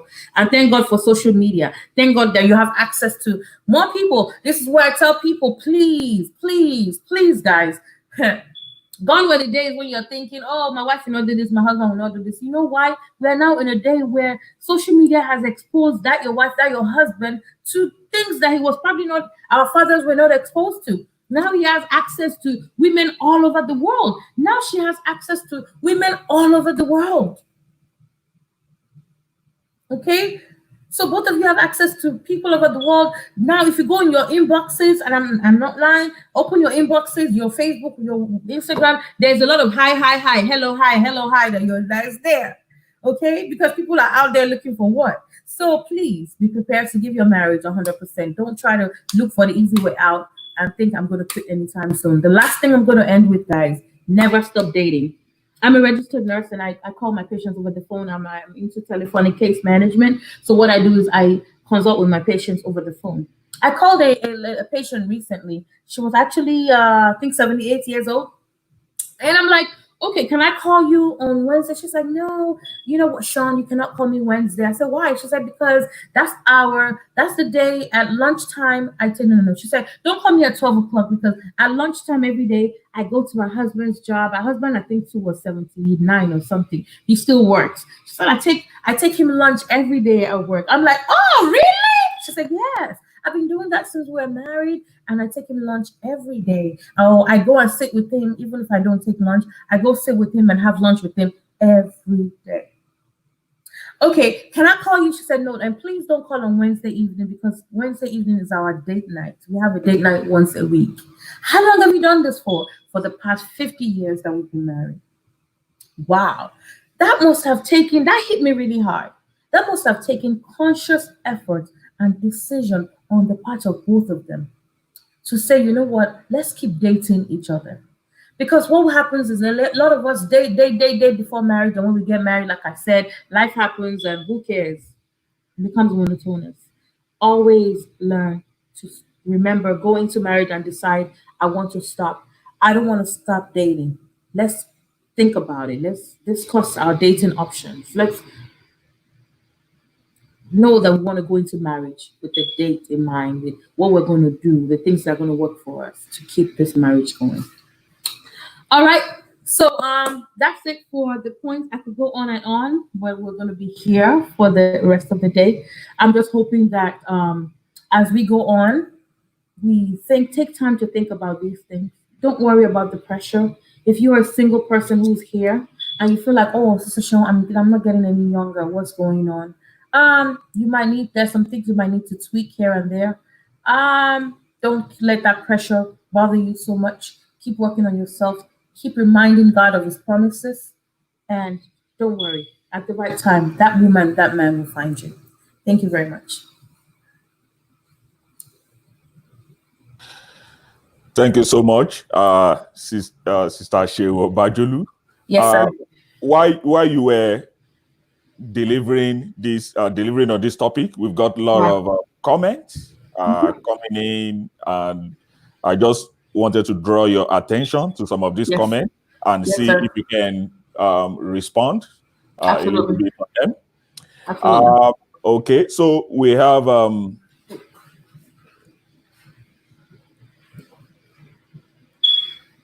Ronke Badamosi. Okay, let me try and put the comment on the screen so that everybody can see what the comment is. We have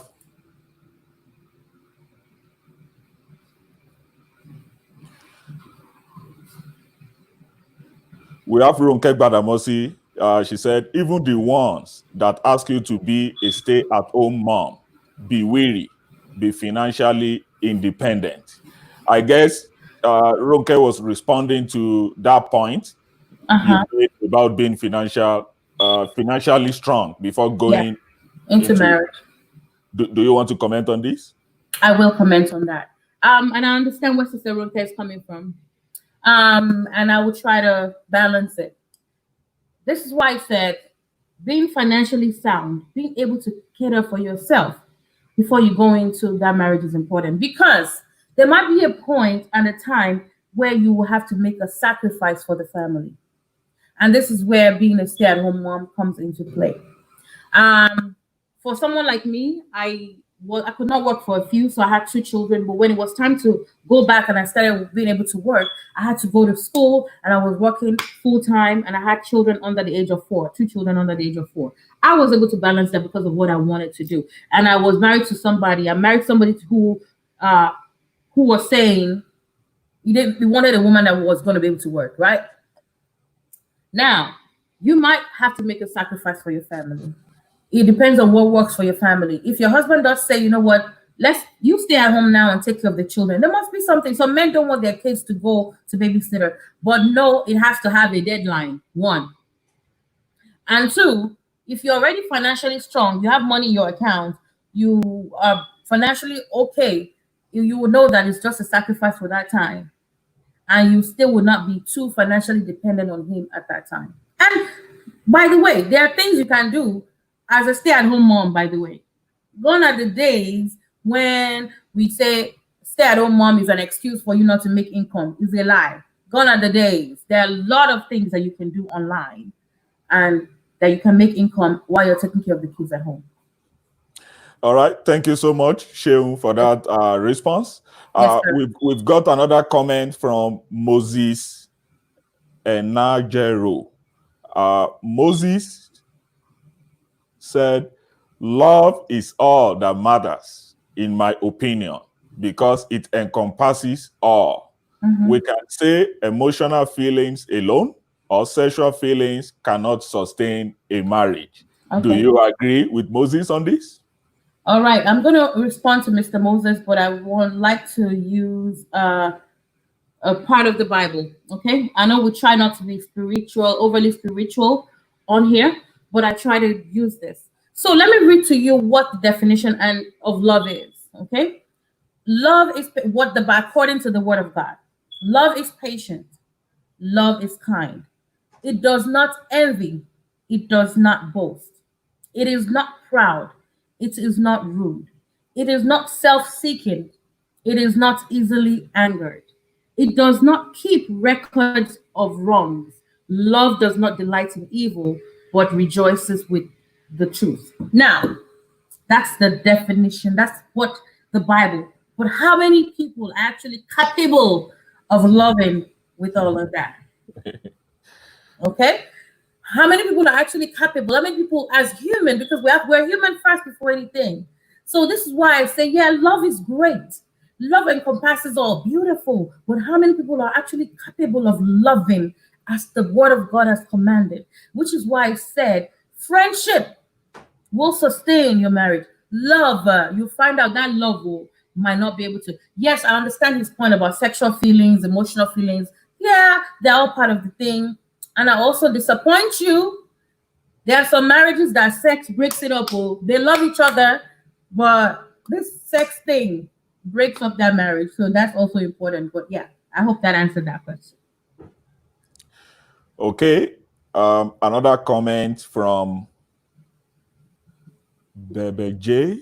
I think Bebe is agreeing with you. Exactly. It is both partners who work for the marriage, not only ladies. Yes. Yes, sir. Yes, sir. We cannot overemphasize that. And, that's a sensitive topic, because, again, we grew up within a very patriarchal society. And this is a huge burden to me, to my soul, because I see this every day. A lot of men were raised with that patriarchal mindset. And unfortunately, a lot of men go into that mindset that the woman alone should work for that marriage. And this is why, and I'm saying, I thank God you're a man who's interviewing us today. I think more men should start to look for mentorship programs that will mentor men, young men coming up, to say, you know what?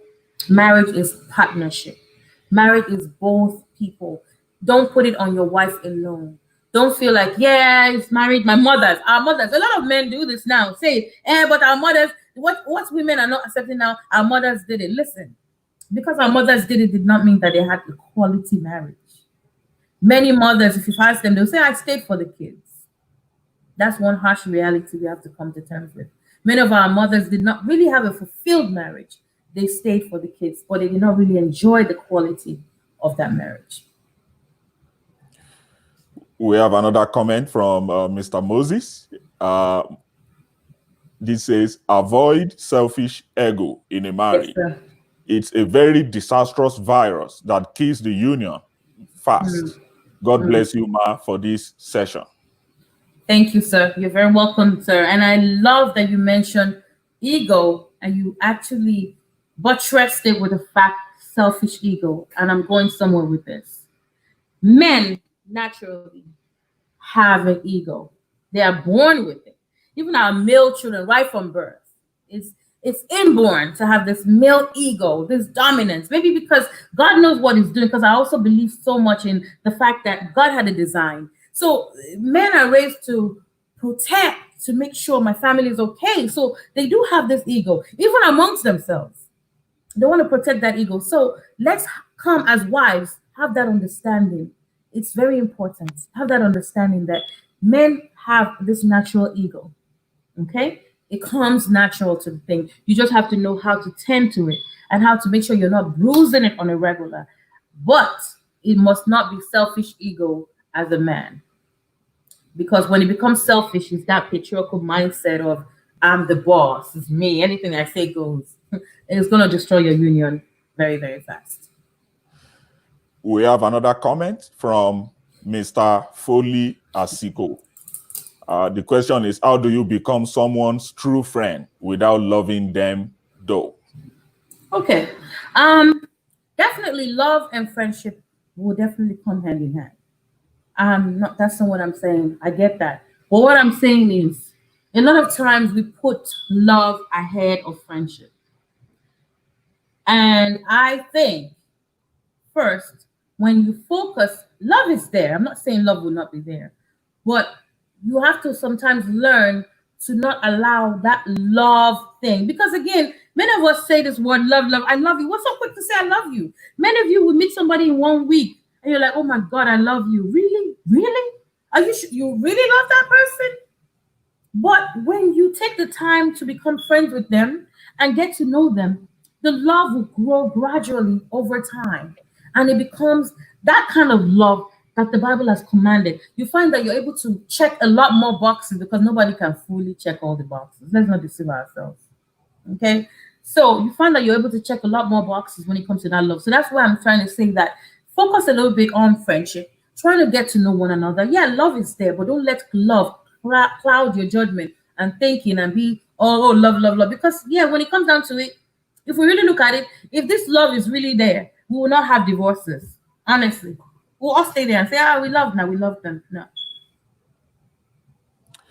We have this personal question. I'm not sure if this is very personal. This is from Ultimate Sake. This is our dear father, all the way from Chicago in the USA, the National Central Choir Director of the entire USA Diocese of the Church. Yes, are you married? This is from Ultimate Sake. It is a very personal question. And yes, I actually was married for 18 years.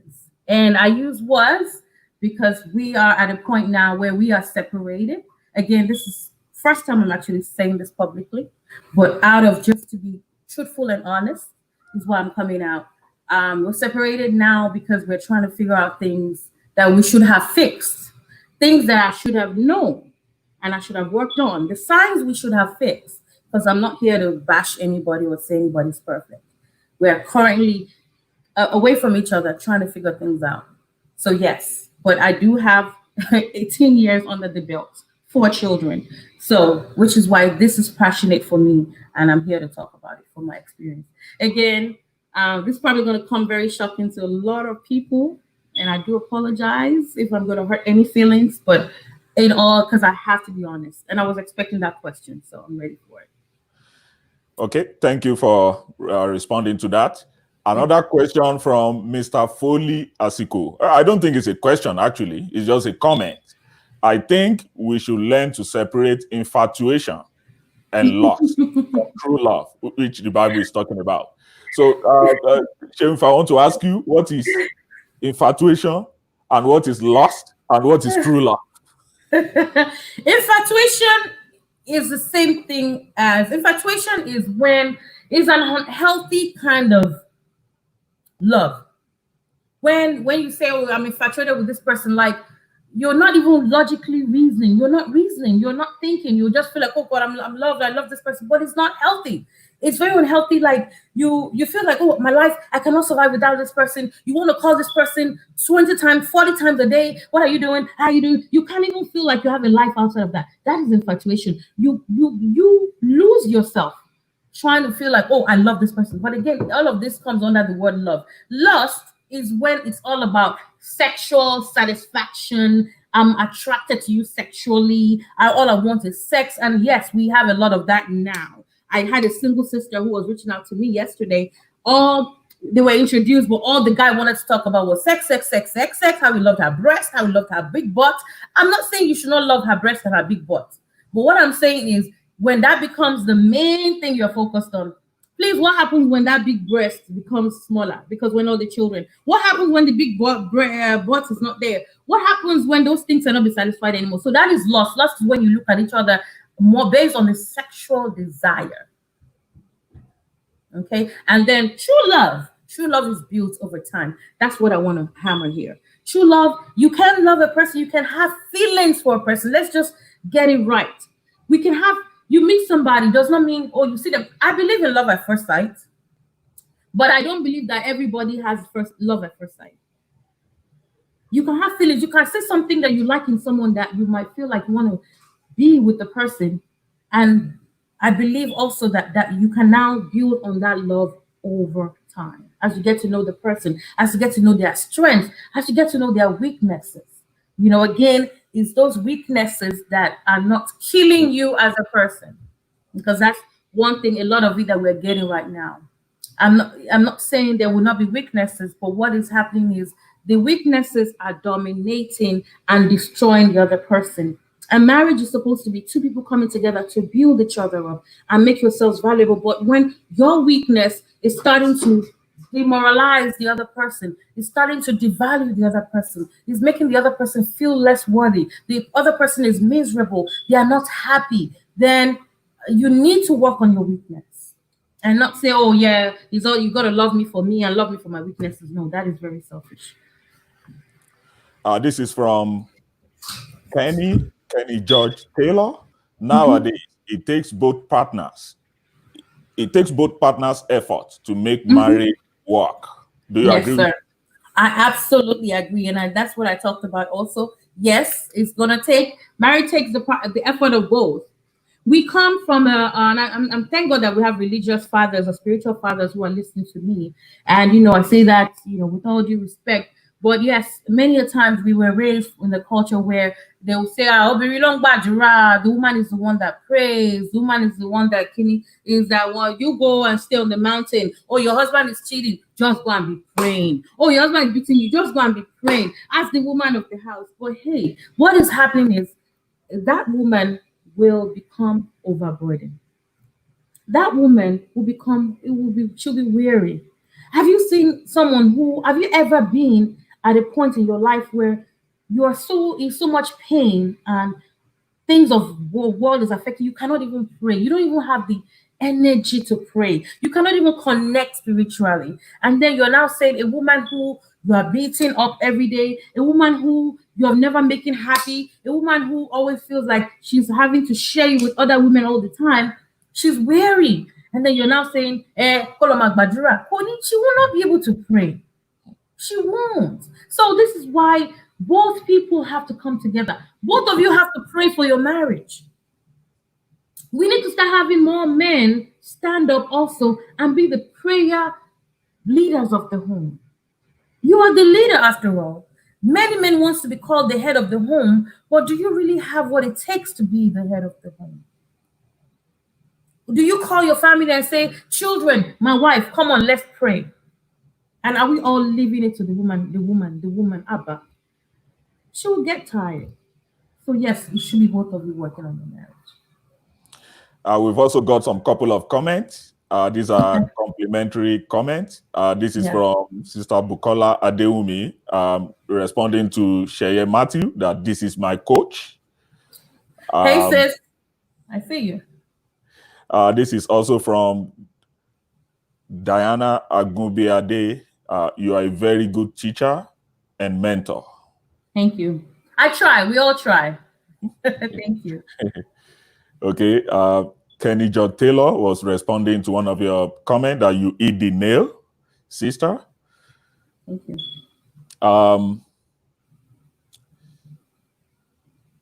There is this comment from Oluwajuwonlo Omotayo. Omotayo. Hey, Yes, sis. friendship is key, sister. Yeah. Okay. Another comment from Doyin Oluwatosin. We need more men on prayer mountain. Do you agree? Amen. Do you agree on this? I absolutely agree. I absolutely agree. And I'm going to add to that. We need more men understanding the importance and the beauty and the significance of marriage. We need more men who are going to respect the vows and the marriage institution. Again, I'm going to be stepping on toes here. And yes, people might say I'm gender biased, but I'm gender biased based on experience, based on me studying, long years of studying. I was talking to somebody yesterday. She said the same thing. When she was reporting to her mom that her husband was always cheating with different women, her mom would say, just take it like that. And, I dealt with the same thing. That's what your father did to me. That's what we have. We have a lot of that. We have so many men who go into marriage not with the full respect and the regard for their marital vows. It's so much is put on the woman to say, okay, the woman has to be a virtuous woman. She has to be moral. She has to be this, but she has to respect the in-laws. What about our men? Our men taught to also respect that, okay, you made a vow to this woman. You said, I'm going to, what are those vows? To take you for better, for worse, to forsake all others. How many of you men are actually forsaking all others? I know you don't want me to ask you that question because many of you are quick to say, but I'm providing what they need in the house now.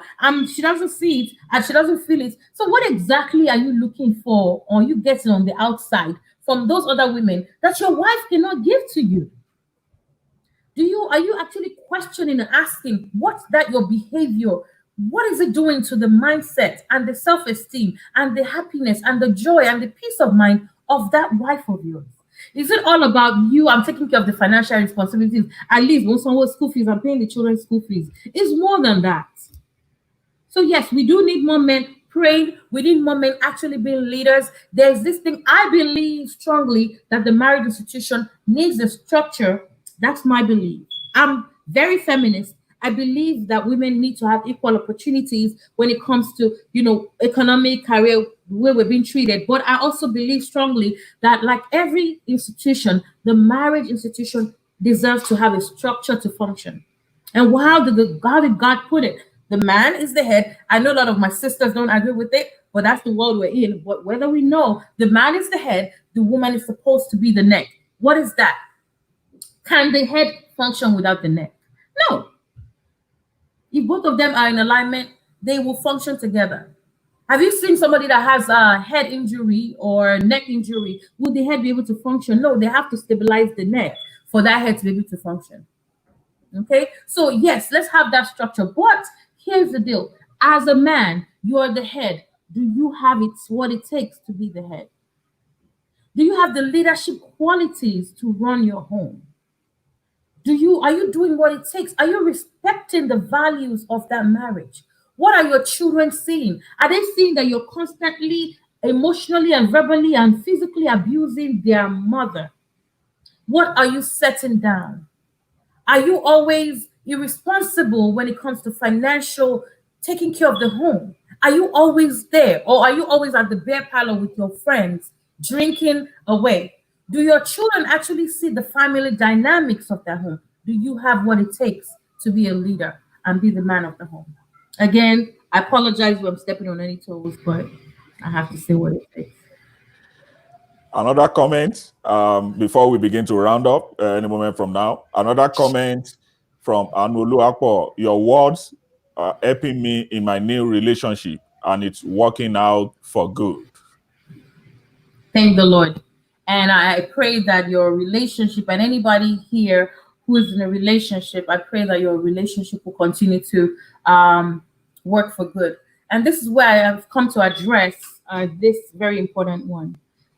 Sister Sharon is very vocal when it comes to marriage issues. Sometimes I tend to get a little rough on the edges. And that's because it's time, I feel like it's time that we need to start hitting the nail on the head. What I'm finding out is so many people are getting lost in the marriage institution. And this is why this kind of topics are important for you to know what is important for you before you go into marriage. We're finding a lot of people are lost in the marriage. They don't even know themselves anymore. A lot of, and more women than men.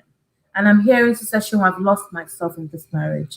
And I understand, yes, you might have to make sacrifices. You might have to, okay, you want to have a PhD. You might have to wait till you raise your kids to a point to go back and get your PhD. I get it. But what I'm trying to say is don't totally throw away the fact that you can actually achieve your PhD even while you're married. Don't totally, even as a man, we should learn and understand that marriage institution is to better both people and carry both people along. And that way we can raise a healthy family and everybody's happy. That's the plan of God for marriage, not the way people are doing it this day. I think we're having more comments now, but I don't know if we have all the time to address Do all all the of that. exactly. Yeah. Maybe I'll just take a couple more, then we can round up the show. I have this one from Aminu Abosede Oluwatoyin. Why must it be the woman praying for the marriage when marriage is said that it makes two to tango?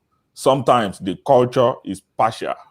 Very Do true. you agree with this statement? Very, very true. Very, very true, my sister Oluwatoyin. You are absolutely right. And this is the battle, and this is why many of us, like myself, are being very vocal about it. And this is why, whether we like it or not, it's a very sensitive topic.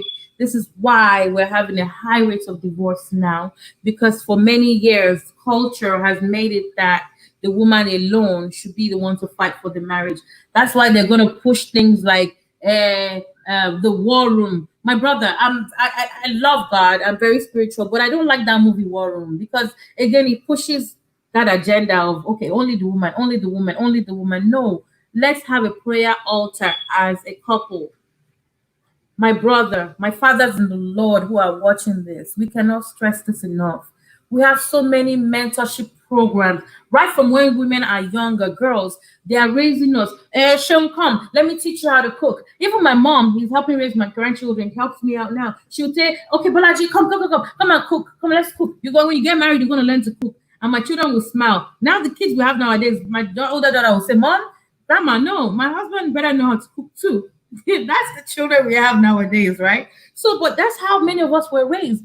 Many women, we've been raised from childhood to be married, to nurture a family. But who is actually nurturing our men? I have 4 daughters. I'm raising them to be successful. I'm raising them to be quality, to be the best of themselves, so that when they do meet that man down the line, they are the best of themselves. But I'm hoping and I'm praying that somebody somewhere who my child is going to, who is raising the child my child is going to marry, is raising that young man to be the best of himself. And maybe a woman might not be able to do it. They need role models. They need people in the society. They need men who are making it work to mentor. Let's have mentorship programs for men, for young men, to teach them how to be fathers, how to be responsible, how to, please, let's take that. This is very important. Honestly, I can't say that for you. Stress that too much.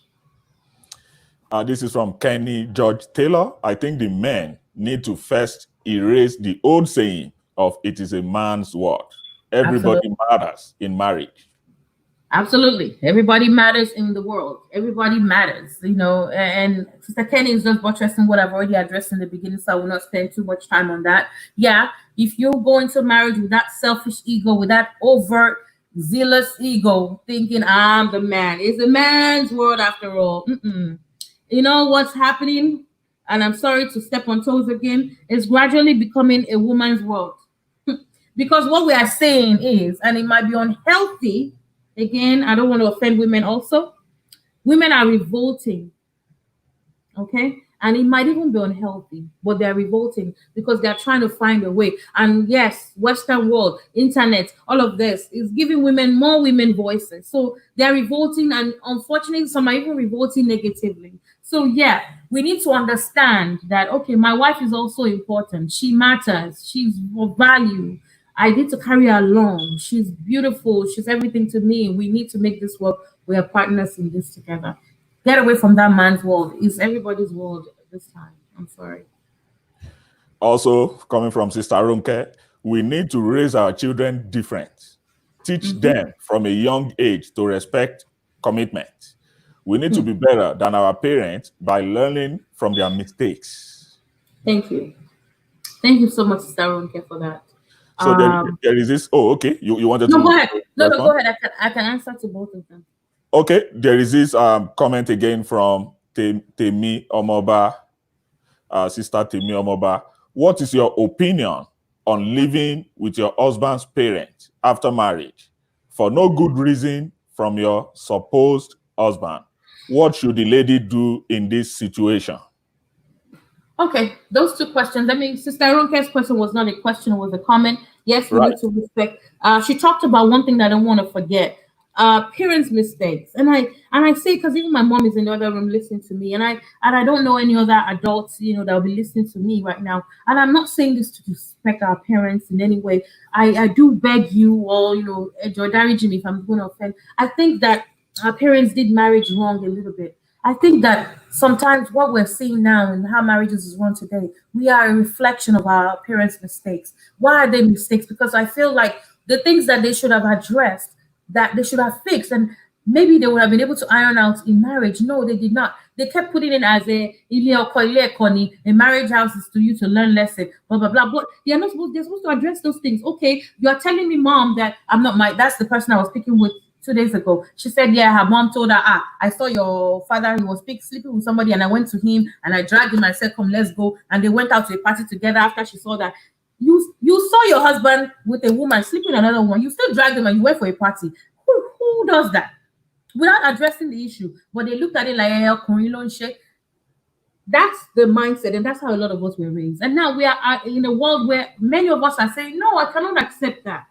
Because we cannot tell me it's okay for me to just accept that my husband is sleeping with many women. What happened to our marital vows? So yes, many of us are a reflection of our mistakes. So we need to raise our children better and let them understand marriage. You want to get married, right?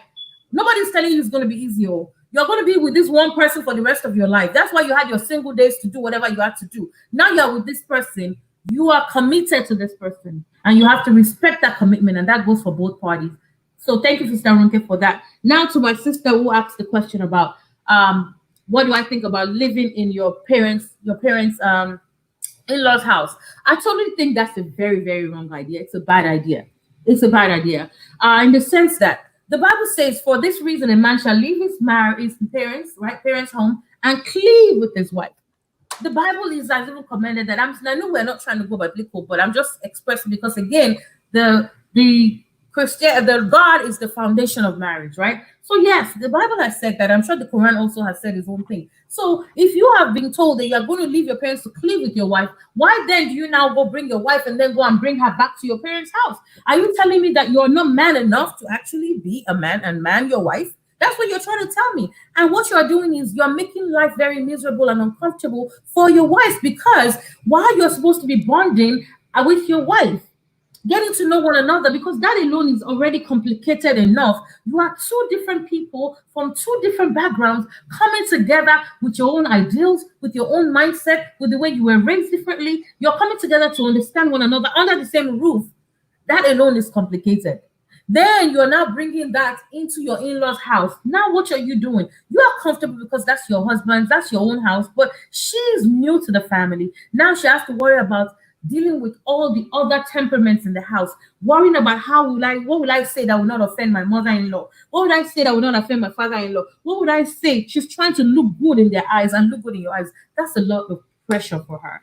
And it's not right for you to do that. And you're doing that without an understanding, without making her understand that this is why I'm doing this. Yes, maybe financially you are not okay. and you feel like you have to get married, right? So you need your parents' support and you're living in their house. Let her understand that we're only doing this for a time frame. Give me 1 year to balance myself out, then we'll get our own house. Don't just go and dump her there. For the woman, if you find yourself in this situation, what I can say is, hopefully you have a job and you are able to take your finances yourself. Ask him, sit him down and ask him why you guys are doing this. Why are you living there? Understand his reasons, and that will give you a guide to know how to address it. If it's about finances, maybe you might need to help him out. Go out, hustle, help him out. Both of you say, you know what, look at me, my husband, kneel down, do whatever you can. We have the wise tactics to do with our man, and sit him down and say, hey, I've got the money. Let's go get our own house, all of that. If it's long term, my sister, I don't even know what to do. You might need to get your elders in your family involved and sit both of you down, elders or a therapist or somebody, counseling, that'll make him understand that you both need to be in your own house and not in your in-laws' house. Thank you so much. So we'll take this last comment. Last question. This is the last one, and we round up the show. It's just a comment, not a question, actually. Okay. Cool. This is from Sister Diana. There is no man that can stay in a marriage where the woman does not know how to cook very well, a meal for the family. Do you agree that the woman must know how to cook and not the man? Let me see. Is this my mommy Diana? Are you my mommy? Are you a mommy? Are you, because you sound like our mommy right here. Mommy, and I'm saying this, with all due respect. I'm not here to disrespect you, mommy. That's not it. That just tells me it is good for a woman to know how to cook, to understand how to cook, to know how to work your home. Okay. Oh gosh, that's another very important one. But let me address this. I thought that was supposed to be the last comment. It is good for a woman to be able to cook and run the home. It is also good for a man to be able to cook and run the home. Okay, marriage this is what we say is a two-way effort. You're both coming together. So this mindset that a man will not be able to stay. Yeah, I expect that your wife will know how to cook, but should that be something that will break the family? No. I know a lot of homes that the husband, my husband was a better cook, and he had no problems at all doing that. There are sometimes when I'm sleeping upstairs and he's cooking and he'll call me to come and eat. But it didn't mean that I did not know how to cook. But it should not be a deal breaker. It's just about that friendship, that understanding. Remember, let's take it back to the beginning when I said, are you discussing the things that are important to you? In the beginning, you should have communicated and said, know your wife's strength. And you should be able to tell him that, mommy, I don't know how to. For a long time, I'm going to confess to you guys, I did not know how to cook jollof rice for a long time. I just learned it like 2 years ago. And thankfully, I was married to somebody that did not like eating jollof rice. But imagine he liked eating jollof rice. I would have forced myself to learn it at that time. But it was not a deal breaker. So I don't think that should be a deal breaker. I think you both should understand your strengths before you go in. If it really matters to you that your woman should be able to cook, please don't marry a woman that doesn't know how to cook, because it will break your home. But have you discussed this before marriage? Thank you. Then what's the last thing? You promised to take this last comment. Let's do it. Let's do that last one. Okay. This is from brother Abraham Oluwatobi Aino, our dear brother, all the way from Abuja, Nigeria. Thank you, sir. Good as it seems, I would agree less that our parents have a lot of marital mistakes. Our parents more sustained marriages than the marriages of today. You might want to say a good number of them endured rather than enjoyed. Uncle Abraham Oluwatobi, I know you answered your question yourself. That your last statement answered it. Do we want to endure versus enjoying our marriage, sir? And that's the mindset that a lot of our parents did. It was more about the endurance. Marriage is about endurance. But when you have a marriage, what is the quality of marriage? That the rate of endurance is higher than the rate of enjoyment. And this is what our mothers did. Many of our parents did. They endured it.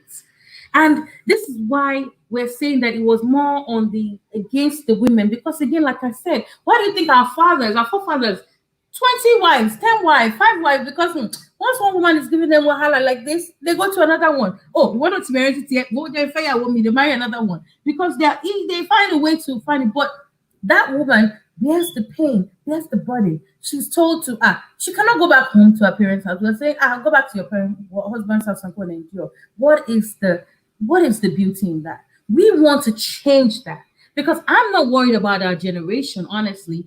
I'm not worried about our children who are coming up. We want to be able to raise our children to say, marriage can be enjoyed.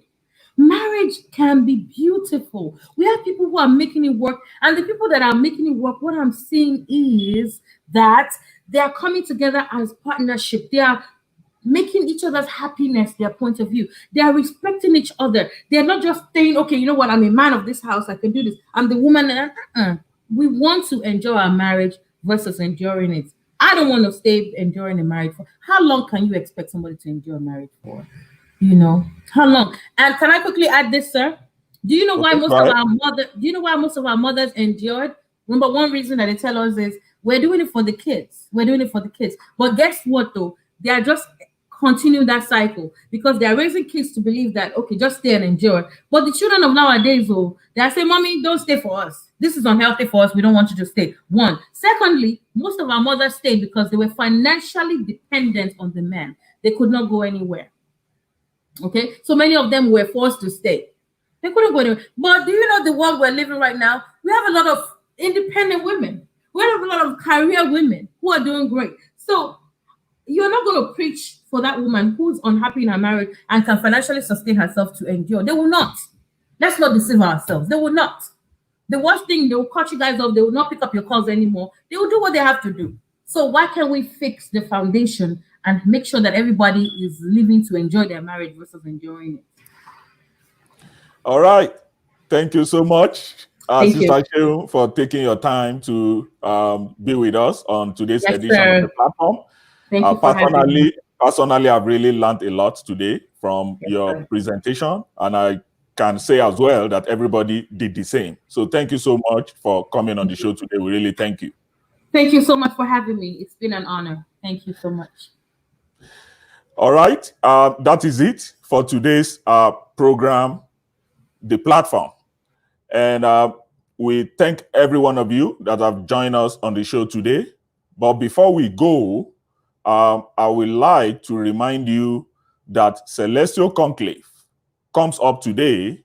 The time remains 1 p.m. Mountain Standard Time, 3 p.m. Eastern Standard Time. And for our brothers and sisters in Nigeria and in the United Kingdom, the time is 8 p.m. today. Till we come your way next time with another edition of The Platform, I say thank you for joining us today. God bless you. Bye now.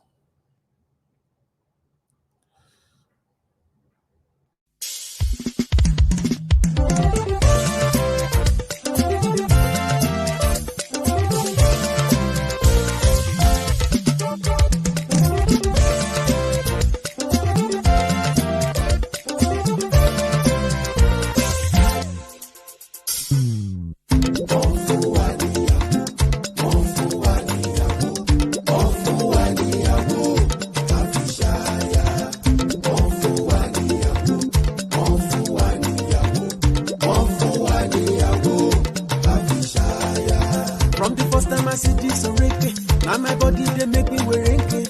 This baby must be my oreke. Now you are go marry. Anything she touch turn to be success. I've been waiting for her for the longest. This baby go make me the strongest. See I know they lie. Come follow me, see my mama. Come follow me, see my papa. This baby they hide me like Shayo. See I love her die. She's my own love. Honey. Oh, she's my own honey, darling. Oh, wale omoge.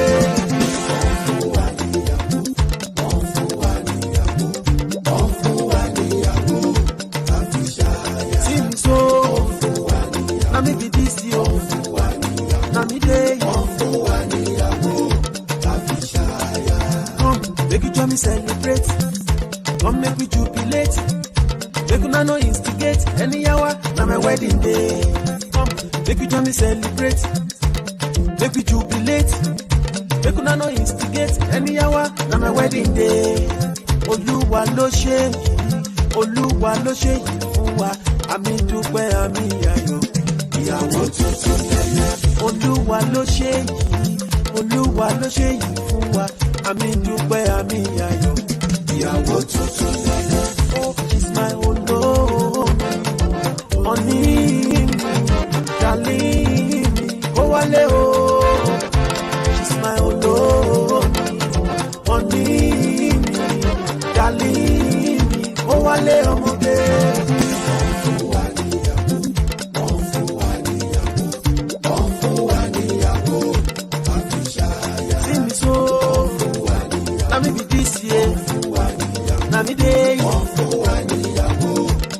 Okay now, where are the single ladies? Can you come outside now? Where are the single ladies? Can you come outside now? Y'all want to throw the bouquet? Can you come outside now? Linda, where are you now? Can you come outside now? Camille, where are you now? Can you come outside now? Mama, where are you now? Can you come outside now?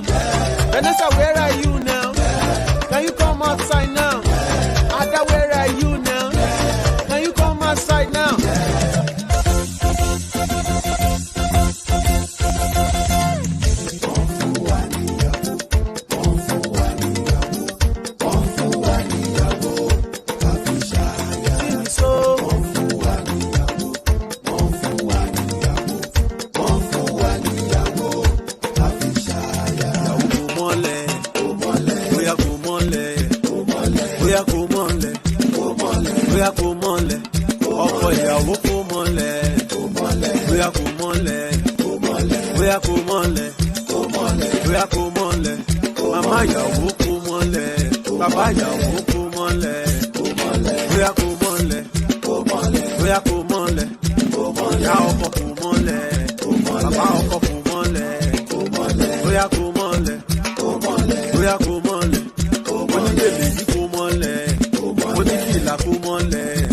Alágbádá kò mọ́lẹ̀, bóyá kò mọ́lẹ̀, oníṣùkú kò mọ́lẹ̀, bóyá kò mọ́lẹ̀, bóyá kò mọ́lẹ̀, bóyá kò mọ́lẹ̀, kò mọ́.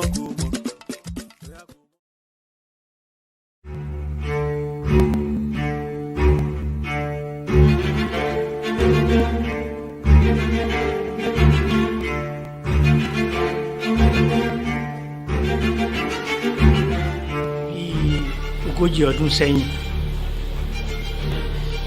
ni èmi àti ìyàwó mi àpàdé ní pátì ní Abẹ́òkúta. Nínú pátì yẹn gbogbo àwọn yòókù ni a gbé girlfriend wọn lọ́wọ́, ṣùgbọ́n èmi mo kàn lọ pátì yẹn ni àwọn náà wá sí pátì yẹn. Nígbà tí wọ́n wá di ìgbà tá a jó, kò sẹ́ni ìrìn àti nígbà jó, àwọn nìkan náà làwọn náà jókòó. Mo bá lọ sọ́dọ̀ wọn, wá ní ẹ jẹ́ ká jó. Màá ṣàṣe bẹ̀rẹ̀ ìfẹ́ nìyẹn.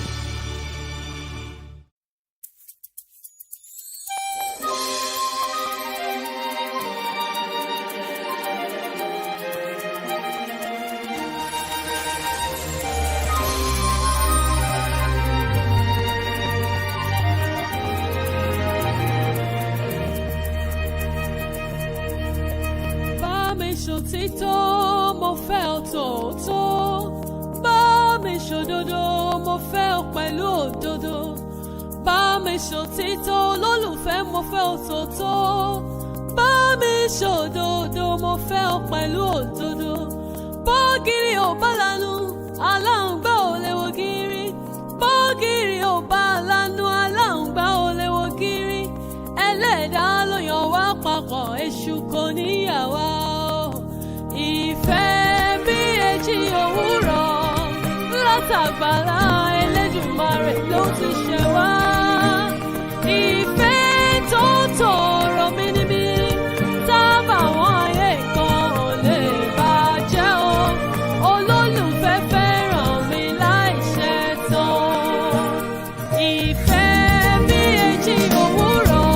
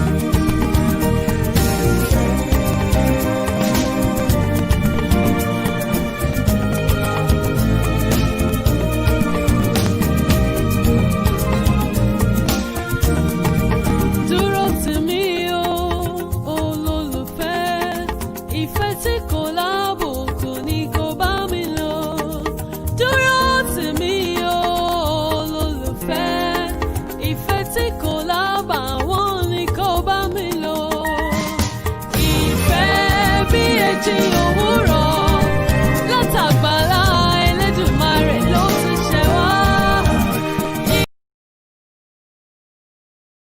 Ìfẹ́ tó tòrò mínímíní dábàá àwọn ayé kan ò lè bàjẹ́ o.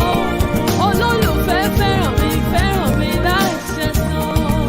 Fẹ́mi bí ojú ti ń fẹ́ mi, fẹ́mi bí irun ti ń fọ́ mi, fẹ́mi bí eyín ti ń fẹ́ ni, fẹ́mi tẹ̀mítẹ̀mí, fẹ́mi tọkàntọkàn, fẹ́mi taratara.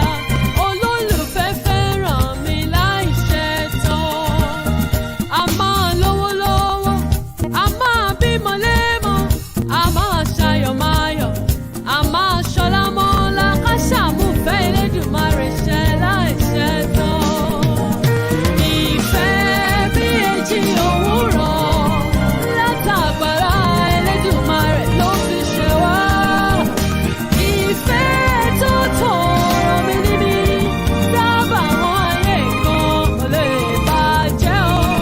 Olólùfẹ́ fẹ́ràn mi láì ṣẹ̀tàn. Ìfẹ́ bí èjì òwúrọ̀ látàgbàlá Elédùmarè ló ti ṣẹ wá.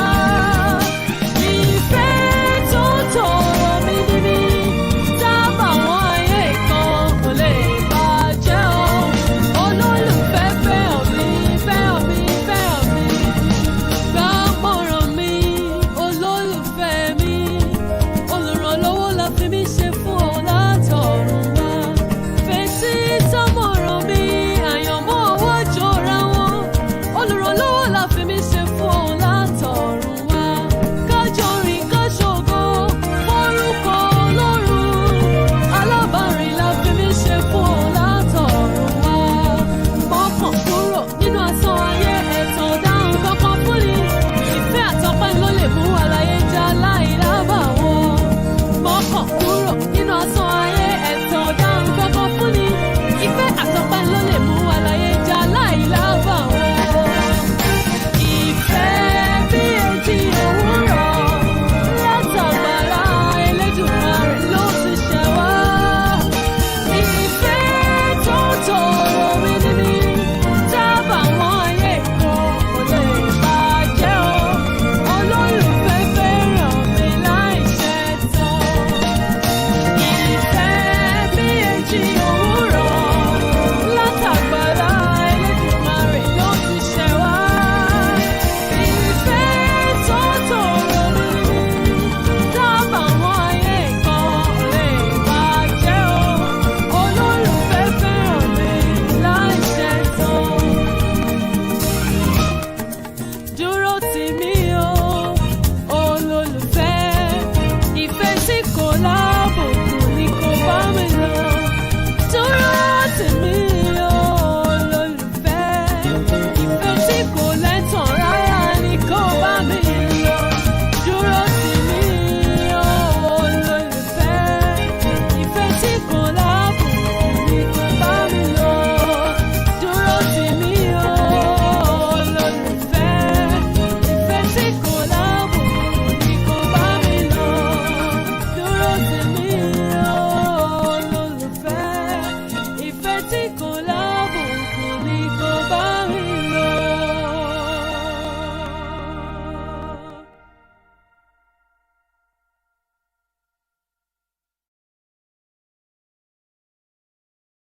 Olololo yeah, olololo yeah, olololo yeah,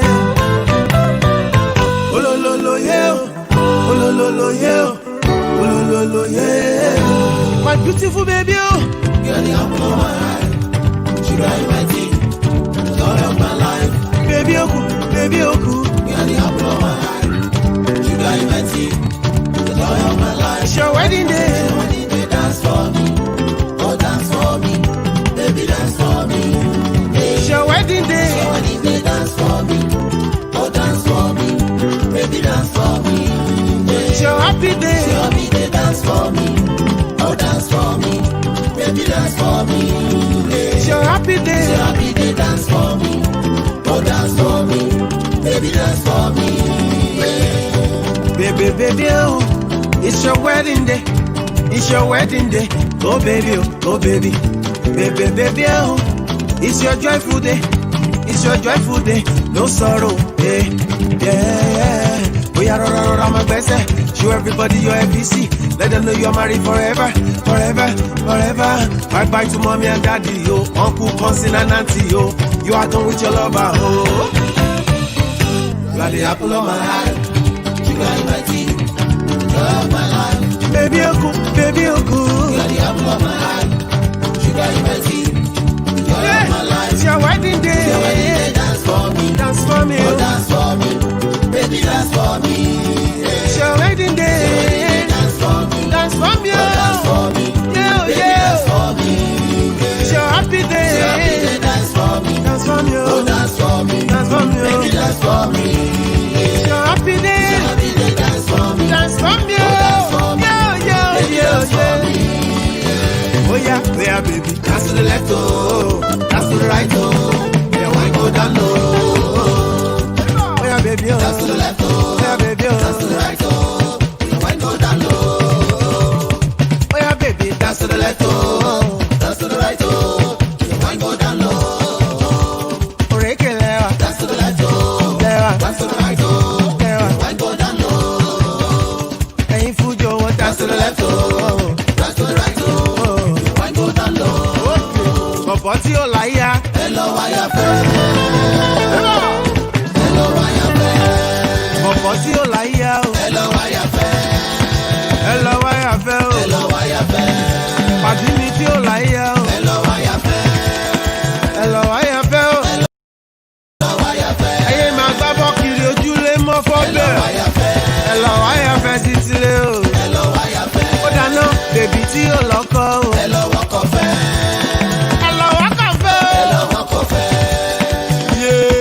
My baby, my sweet, my honey, my love for you not sugar, my baby, oh, my honey, my sweet, my love for you not sugar.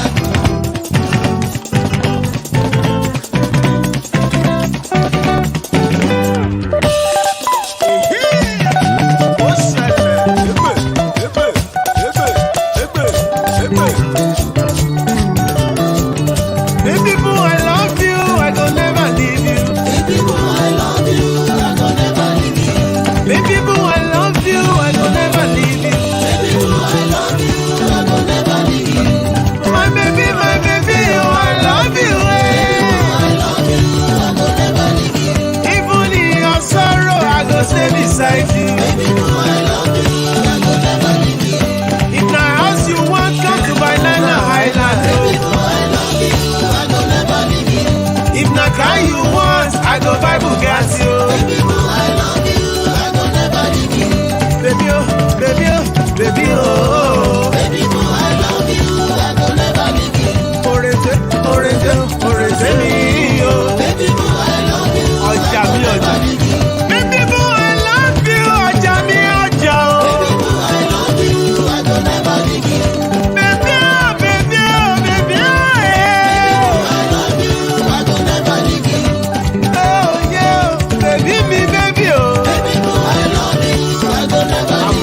Bọ̀bọ̀ tí ó láyà. Ẹ lọ wáyà fẹ́. Yéò yéò. Ẹ lọ wáyà fẹ́. Bọ̀bọ̀ tí ó láyà. Ẹ lọ wáyà fẹ́. Òkìkí Adé ló ń pèdè o. Ẹ lọ wáyà fẹ́. Délé Alóyin ló ń wò. Ẹ lọ wáyà fẹ́. Mr. Òkìkí o. Ẹ lọ wáyà fẹ́. Àní bọ̀bọ̀ tí ó láyà. Ẹ lọ wáyà fẹ́. Ẹ lọ wáyà fẹ́ sílé o. Ẹ lọ wáyà fẹ́. Ó dáná bọ̀bọ̀ mi tí ó láyà. Ẹ lọ wáyà fẹ́. Ashakramaya Santurubuto. Pa!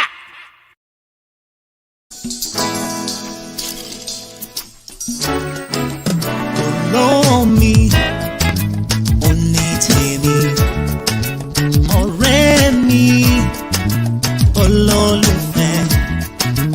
Ojú kan ṣàlàdání, lọ́lọ́lùwà kò sóhun tí ó yà wá.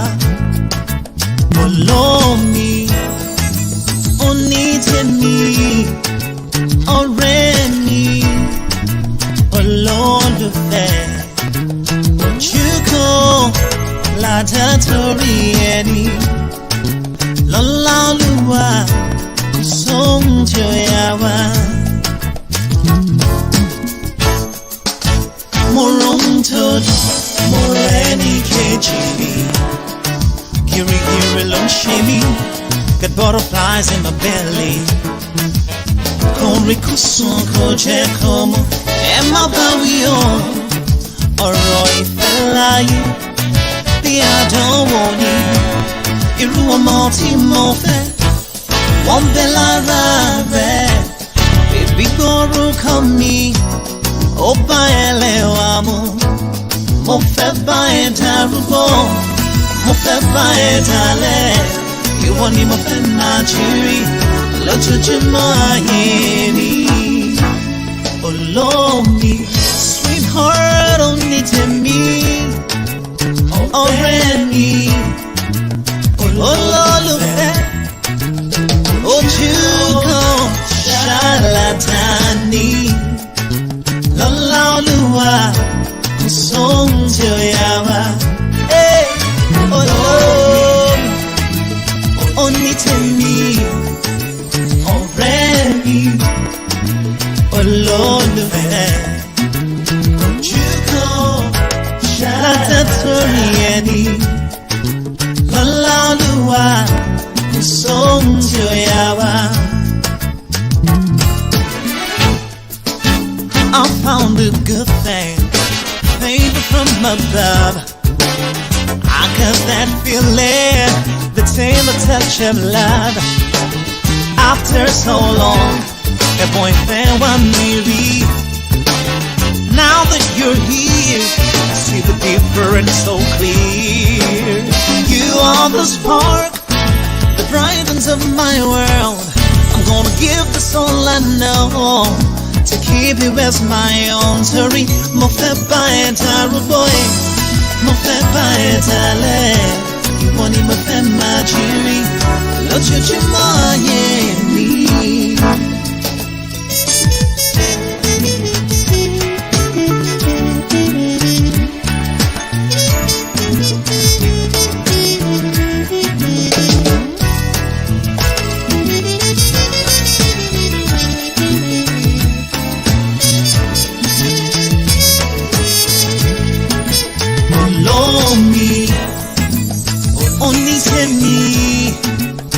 Ọ̀rẹ́ mi, olólùfẹ́, ojú látàtọ̀rí ẹni.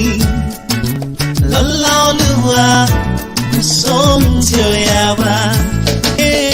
Olómi, ó ní tèmi. Ọ̀rẹ́ mi, olólùfẹ́, ojú kan látàtọ̀rí ẹni sẹ́. Lọ́lá Olúwa ìfẹ́ wa ò ní dàrú. Kò sóhun tí ó yà wá, kò sóhun tí ó yà wá, kò sóhun tí ó yà wá, kò sóhun tí ó yà wá. Èbùrọ̀ ńlá lábàkú ẹwà yé, kò sóhun tí ó yà wá. Ojú mi ojú rẹ ní bèbí, kò sóhun tí ó yà wá. Lord, I love you girl, love you girl, kò sóhun tí ó yà wá. From the depths of my soul, kò sóhun tí ó yà wá. And from the bottom of my heart,